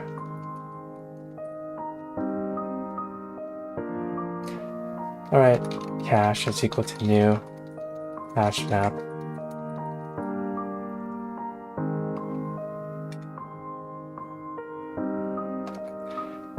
All right, if cache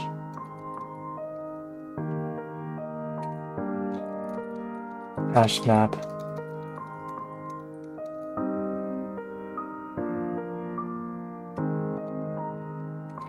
this is kind of ugly, but I think it's gonna work. Cache is equal that contains key.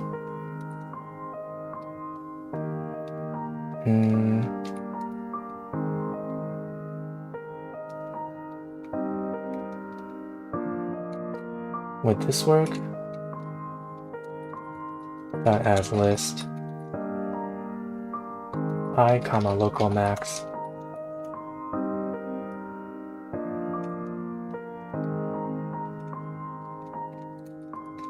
return cache dot get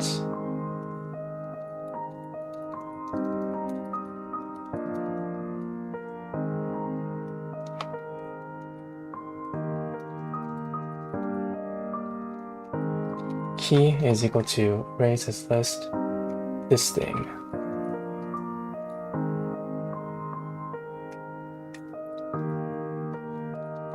Key cache.get key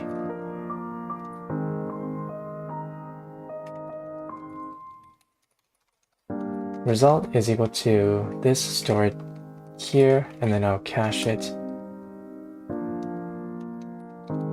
Cache.put key and the result. Does this work? Wrong number of arguments required 1. Oh, the map. Oh, I see. List, just 1.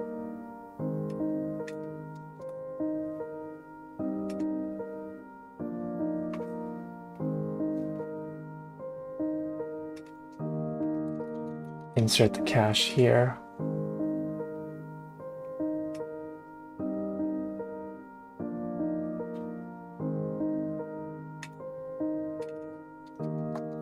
List contains 1 thing.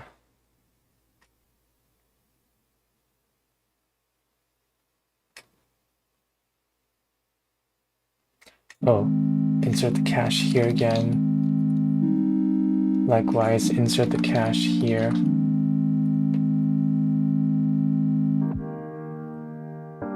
Missing return statement, return result.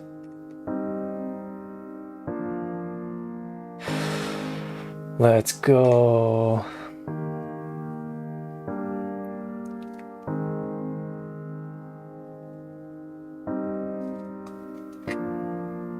Time limit exceeded. No. Why? Do I ever get any cache hits? Print ln cache hit.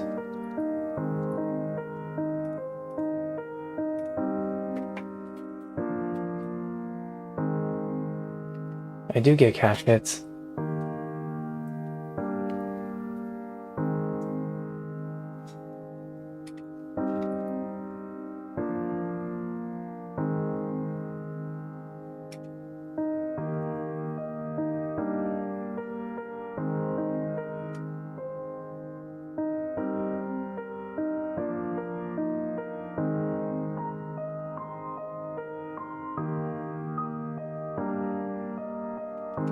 Should I cache these individually?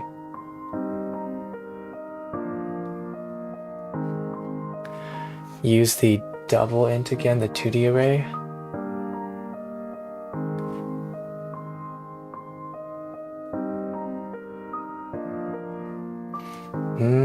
As the cache?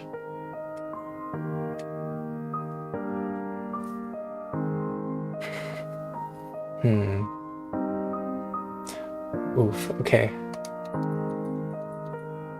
Cache.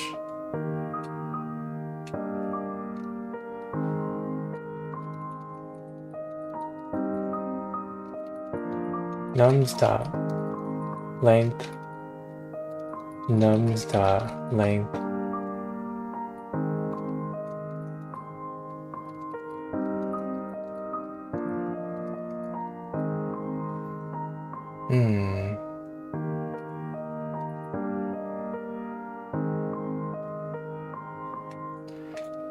Okay, delete all these for now. Okay, local max will now have to be stored as an I, local max I.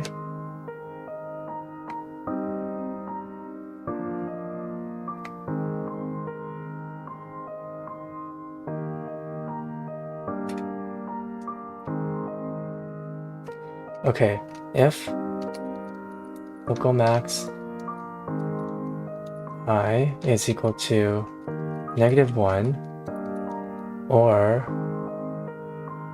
so we'll let it in if it's like sort of infinity, and we'll let it in if num's I is less than local max.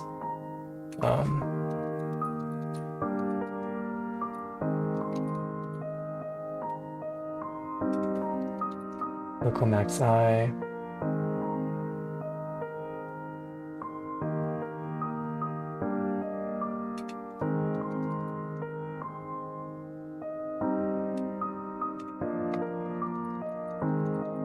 Cache.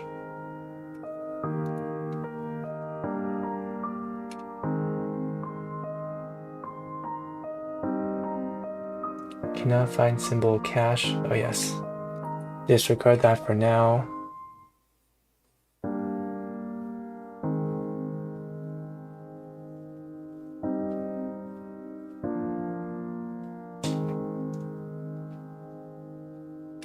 Oh, right. -1.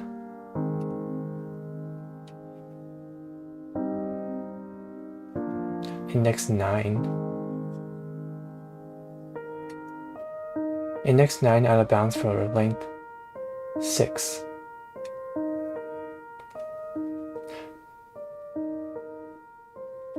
Oh, I. We store the index, not the value.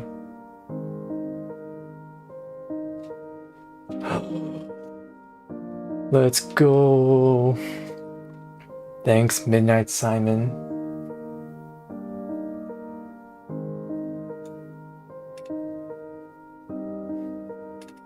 Okay, now to cache it.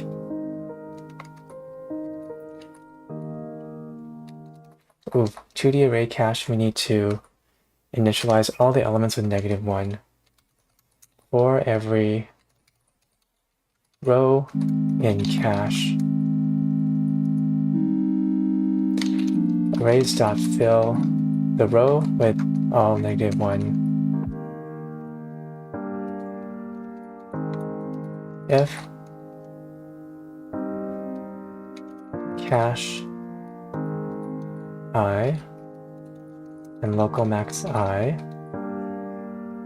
is not equal to -1, then we can return cache I and local max I. And at the result, we put the I, local max I,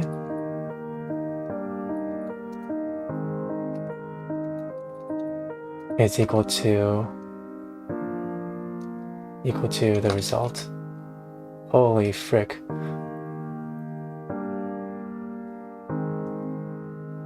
Oh, typo.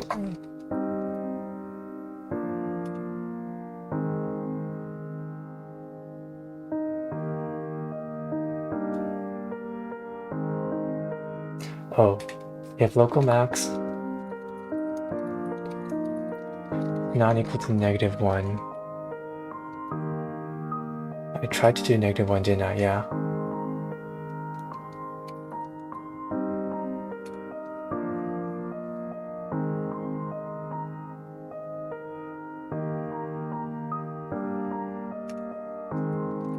If local max I is not equal to -1,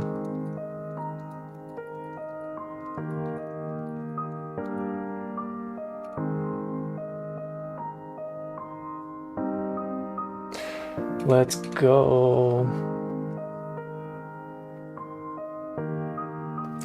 Oh, let's frickin' go.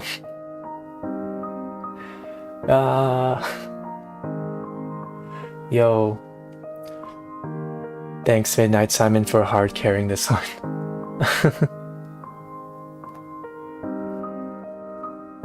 Are you ready to solve without DP now? No. I'm so done with this problem right now. My head hurts. Or not actually hurts. There's a better than n squared solution. Is there? Okay, so in summary, can I take myself? Am I less than my what came after me? If yes, then take me. And you don't take me by default as always and take the max. Feel free to move on though. I think I'm done with this problem for today. It's definitely something I will review though. How long have I been streaming? 2 hours? 2 hours.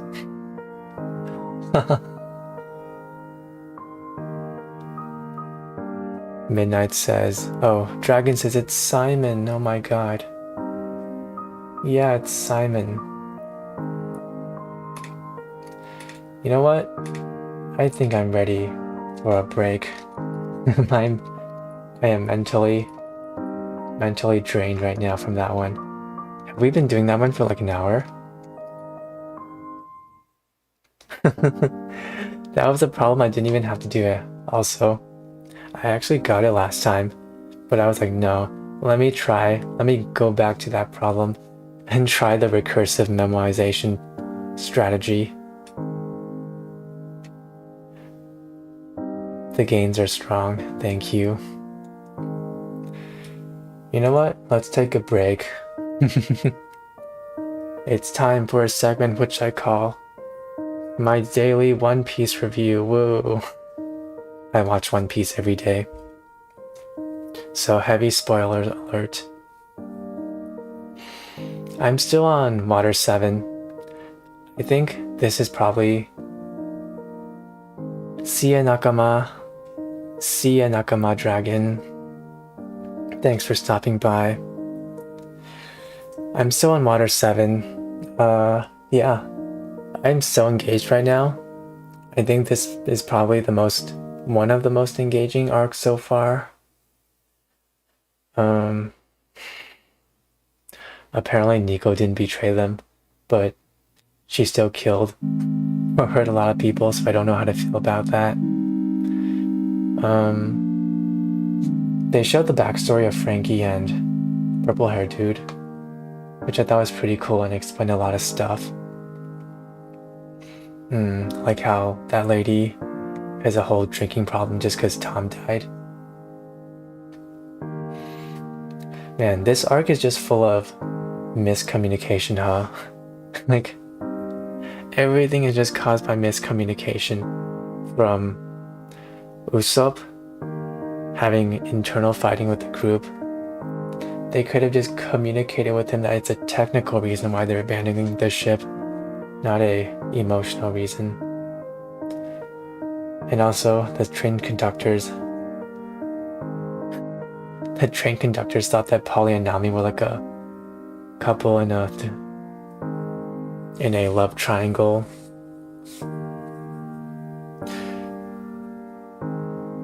The one plot point that I thought was kind of pointless was the Luffy and Zoro getting stuck in buildings. It felt like they were trying to do a sort of comedic thing, because Luffy got stuck between walls previously. And they're like, oh yeah, now because of this dumb comedic thing, he had to hold up everyone for half an episode of trying to get them out now. And now they don't make the train. I feel like that's always a writing problem for One Piece so far, right? Because Luffy and Zoro, Luffy especially, are just way too overpowered for most situations. If they're there for most situations, the problem will be solved instantly because they're just so OP and can do anything. But to make the sort of problem, the plot progress, they need to somehow make Luffy unavailable so that the problem will get worse. I think I said this sometime before, but yeah.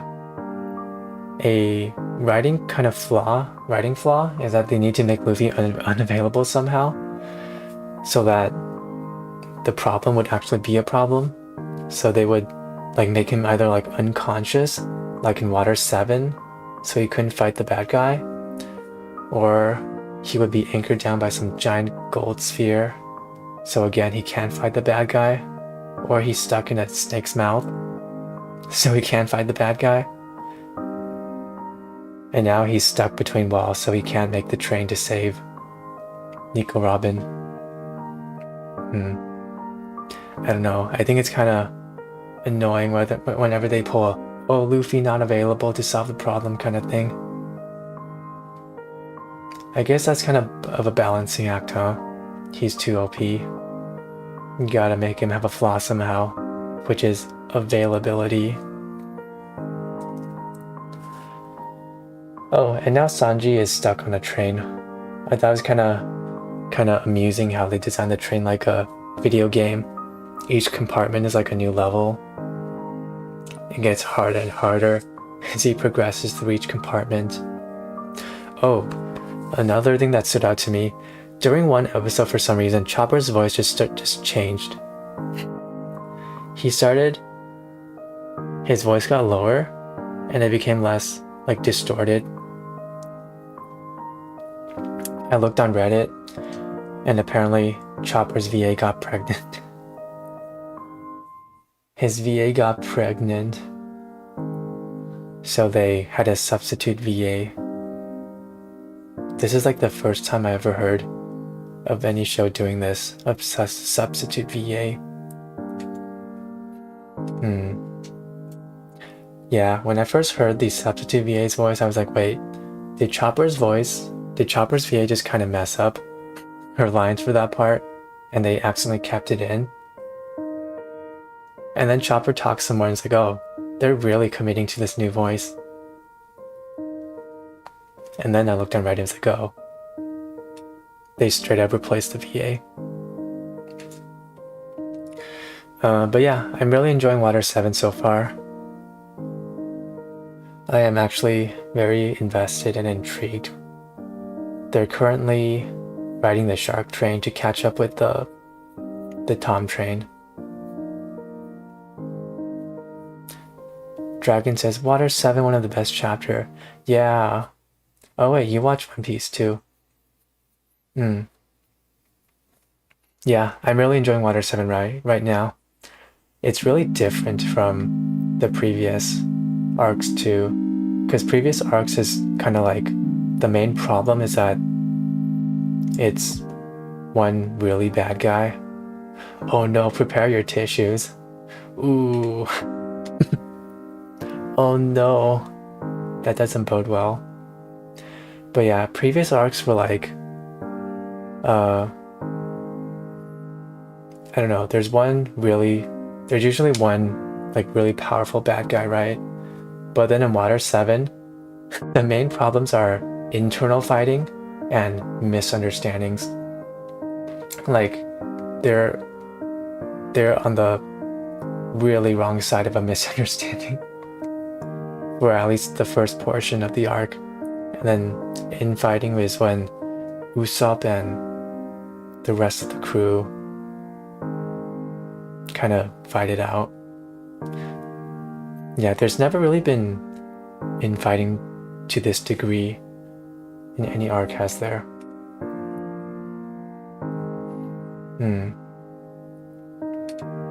Yeah. But yeah, it feels really confusing and stressful in a good, engaging way though.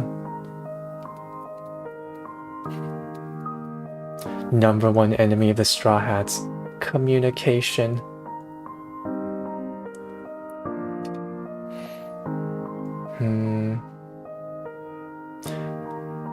I don't know, I really like the setting too. When they first introduced Water 7, like the city, it gave us such like really comfy and good vibes. Not like Skypiea. Well, I guess Skypiea was kind of comfy in the beginning too, but the setting where it's all just forest feels kind of, I'm not sure, lost and claustrophobic? Is that how you would describe it? And the forest colors look kind of not pretty. Skypiea is a pretty city though.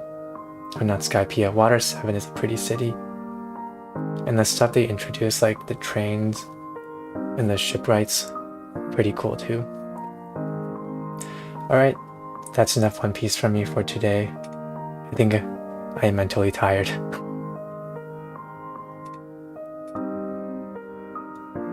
So, thanks Dragon for stopping by. Thanks Midnight for stopping by. Dude, Midnight carried me with this problem. Thanks Midnight. I'm gonna hop now. See you guys tomorrow. Bye guys.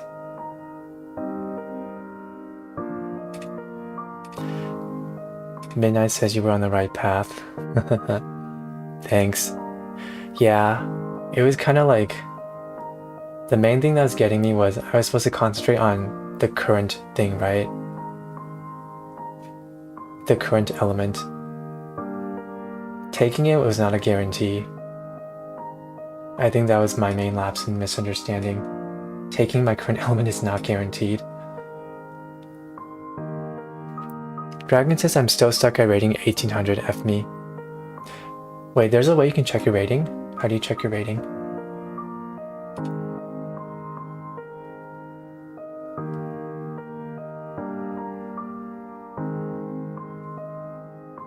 It's from Leetcode contest. Oh, Leetcode contest. I see. You don't get rating for solving normal problems. Oh yeah, I think you mentioned contest to me once before. When is the next contest? Contest tomorrow? In a day?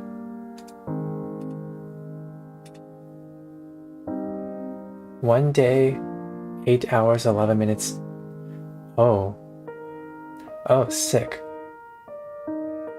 So it's 8 hours from now, which is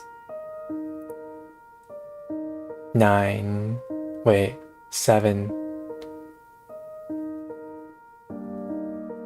Right now it's 11 a.m., so 7 p.m.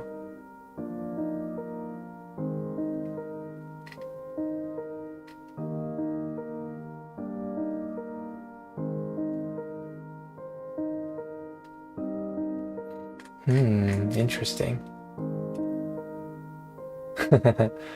7 p.m. is like dinner time for me. Shoot.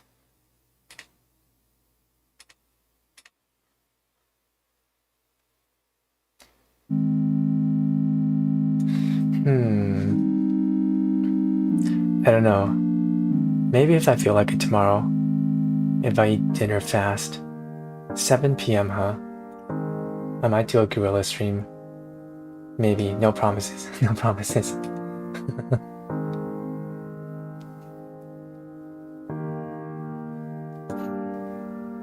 Dragon says you're stuck at 1800?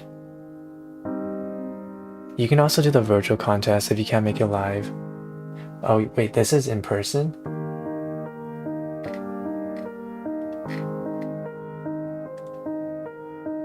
But then you won't get your rating. Oh, I see.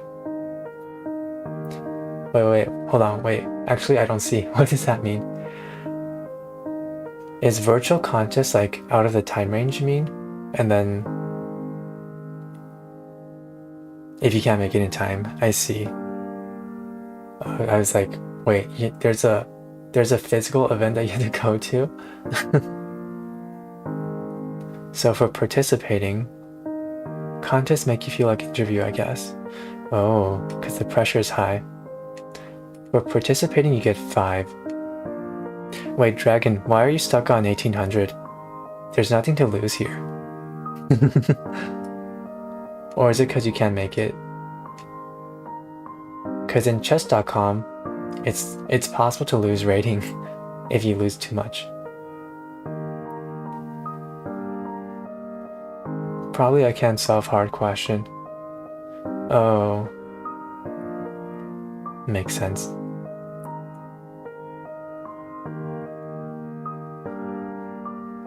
You have to rank high to improve your rating. Doesn't it go up by... Oh, okay, I see. Just by participating, you get 5, which is like pennies for Dragon right now. You can also lose rating if you perform badly. Oh. Wait, this is interesting. No, not chess.com. Leetcode rating system.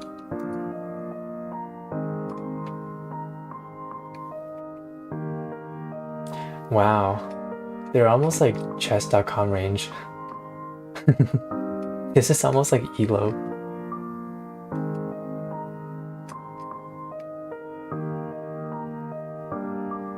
Wait, Dragon, you're really high up.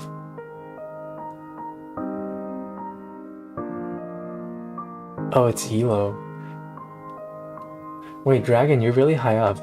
You're 63%.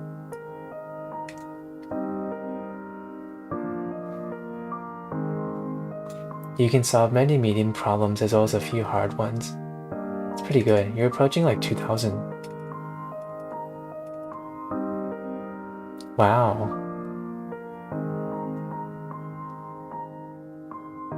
Oh. I see. That's still pretty good.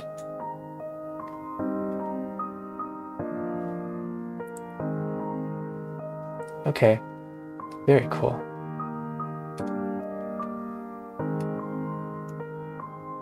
You get a night badge at around 1854 rating. Hoo.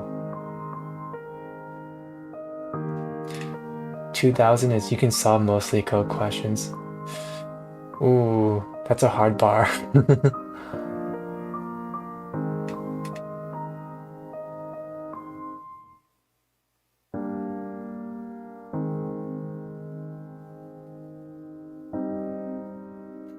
Wait. Who's like the Magnus Carlsen of Leetcode? Like the equivalent. Magnus Carlsen has a rating of like around 3000, right? Who is the Magnus of Leetcode?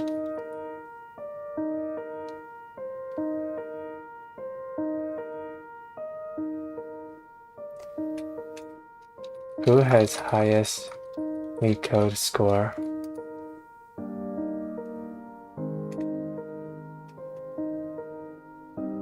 Neil Wu. On the contest page.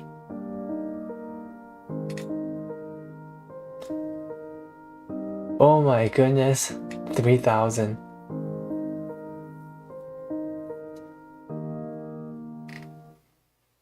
He has not been really active though. 3 years ago.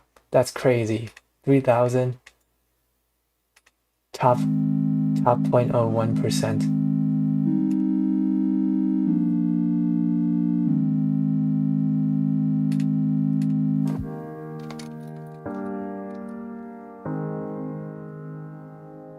Is it this guy? Maybe. Wait, can you guys even see my screen right now?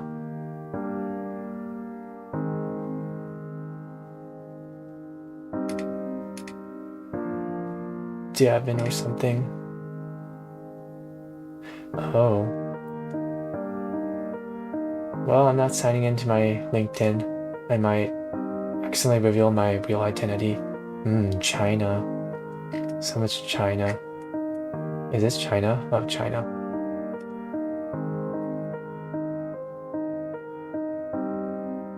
Legends say his company, all CP winner.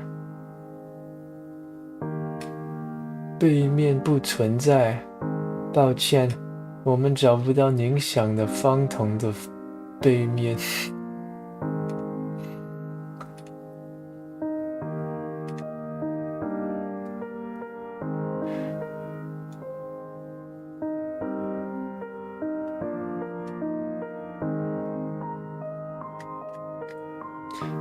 It's kind of crazy how Neil Wu only attended 51 contests compared to this guy's 200, and he's higher ranked. Maybe he did like really well on those 50.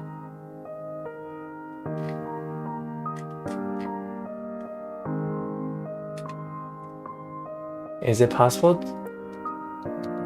What's Leetcode's ranking? Leetcode ranking.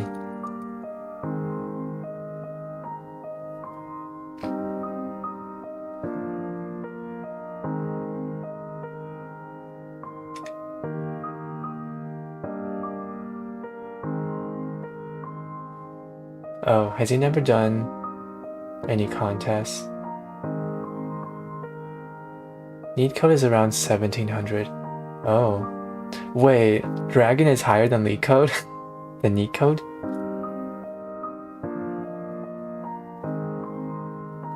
Dude, Dragon is a higher elo than Leetcode.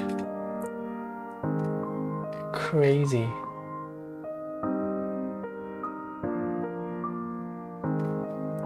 Alright.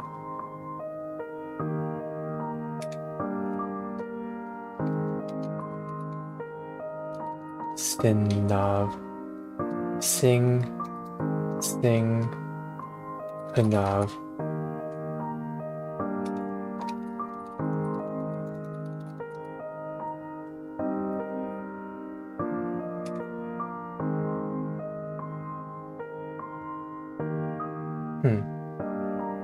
Interesting. I remember reading this article a while back about how this random dude just has a Leetcode ranking of really high. Random dude. High Leetcode ranking.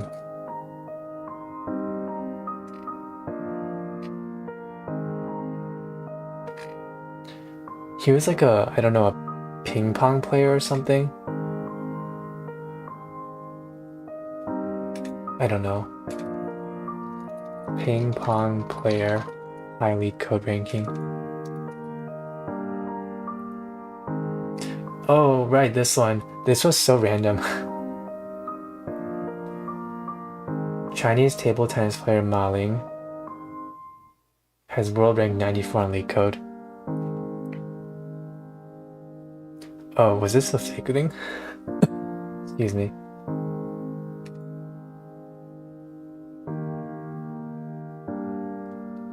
Wait, it's here. Ma Ling. He's top 0.01. That's actually crazy, and he's really active.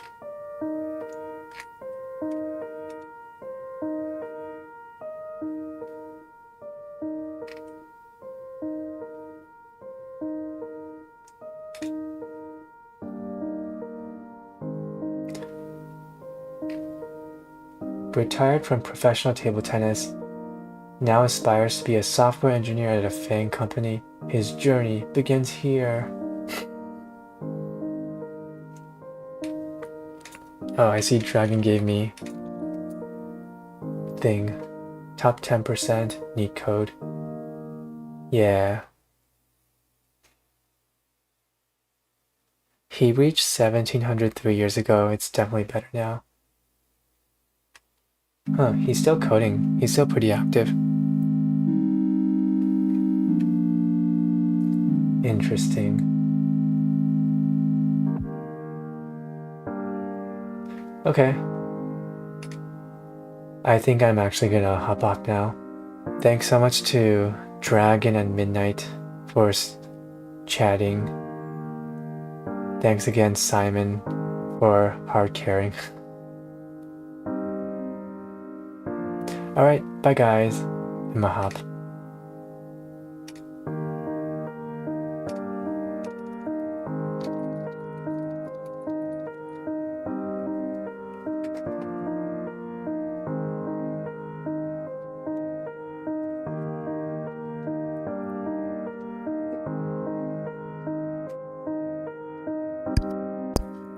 See ya.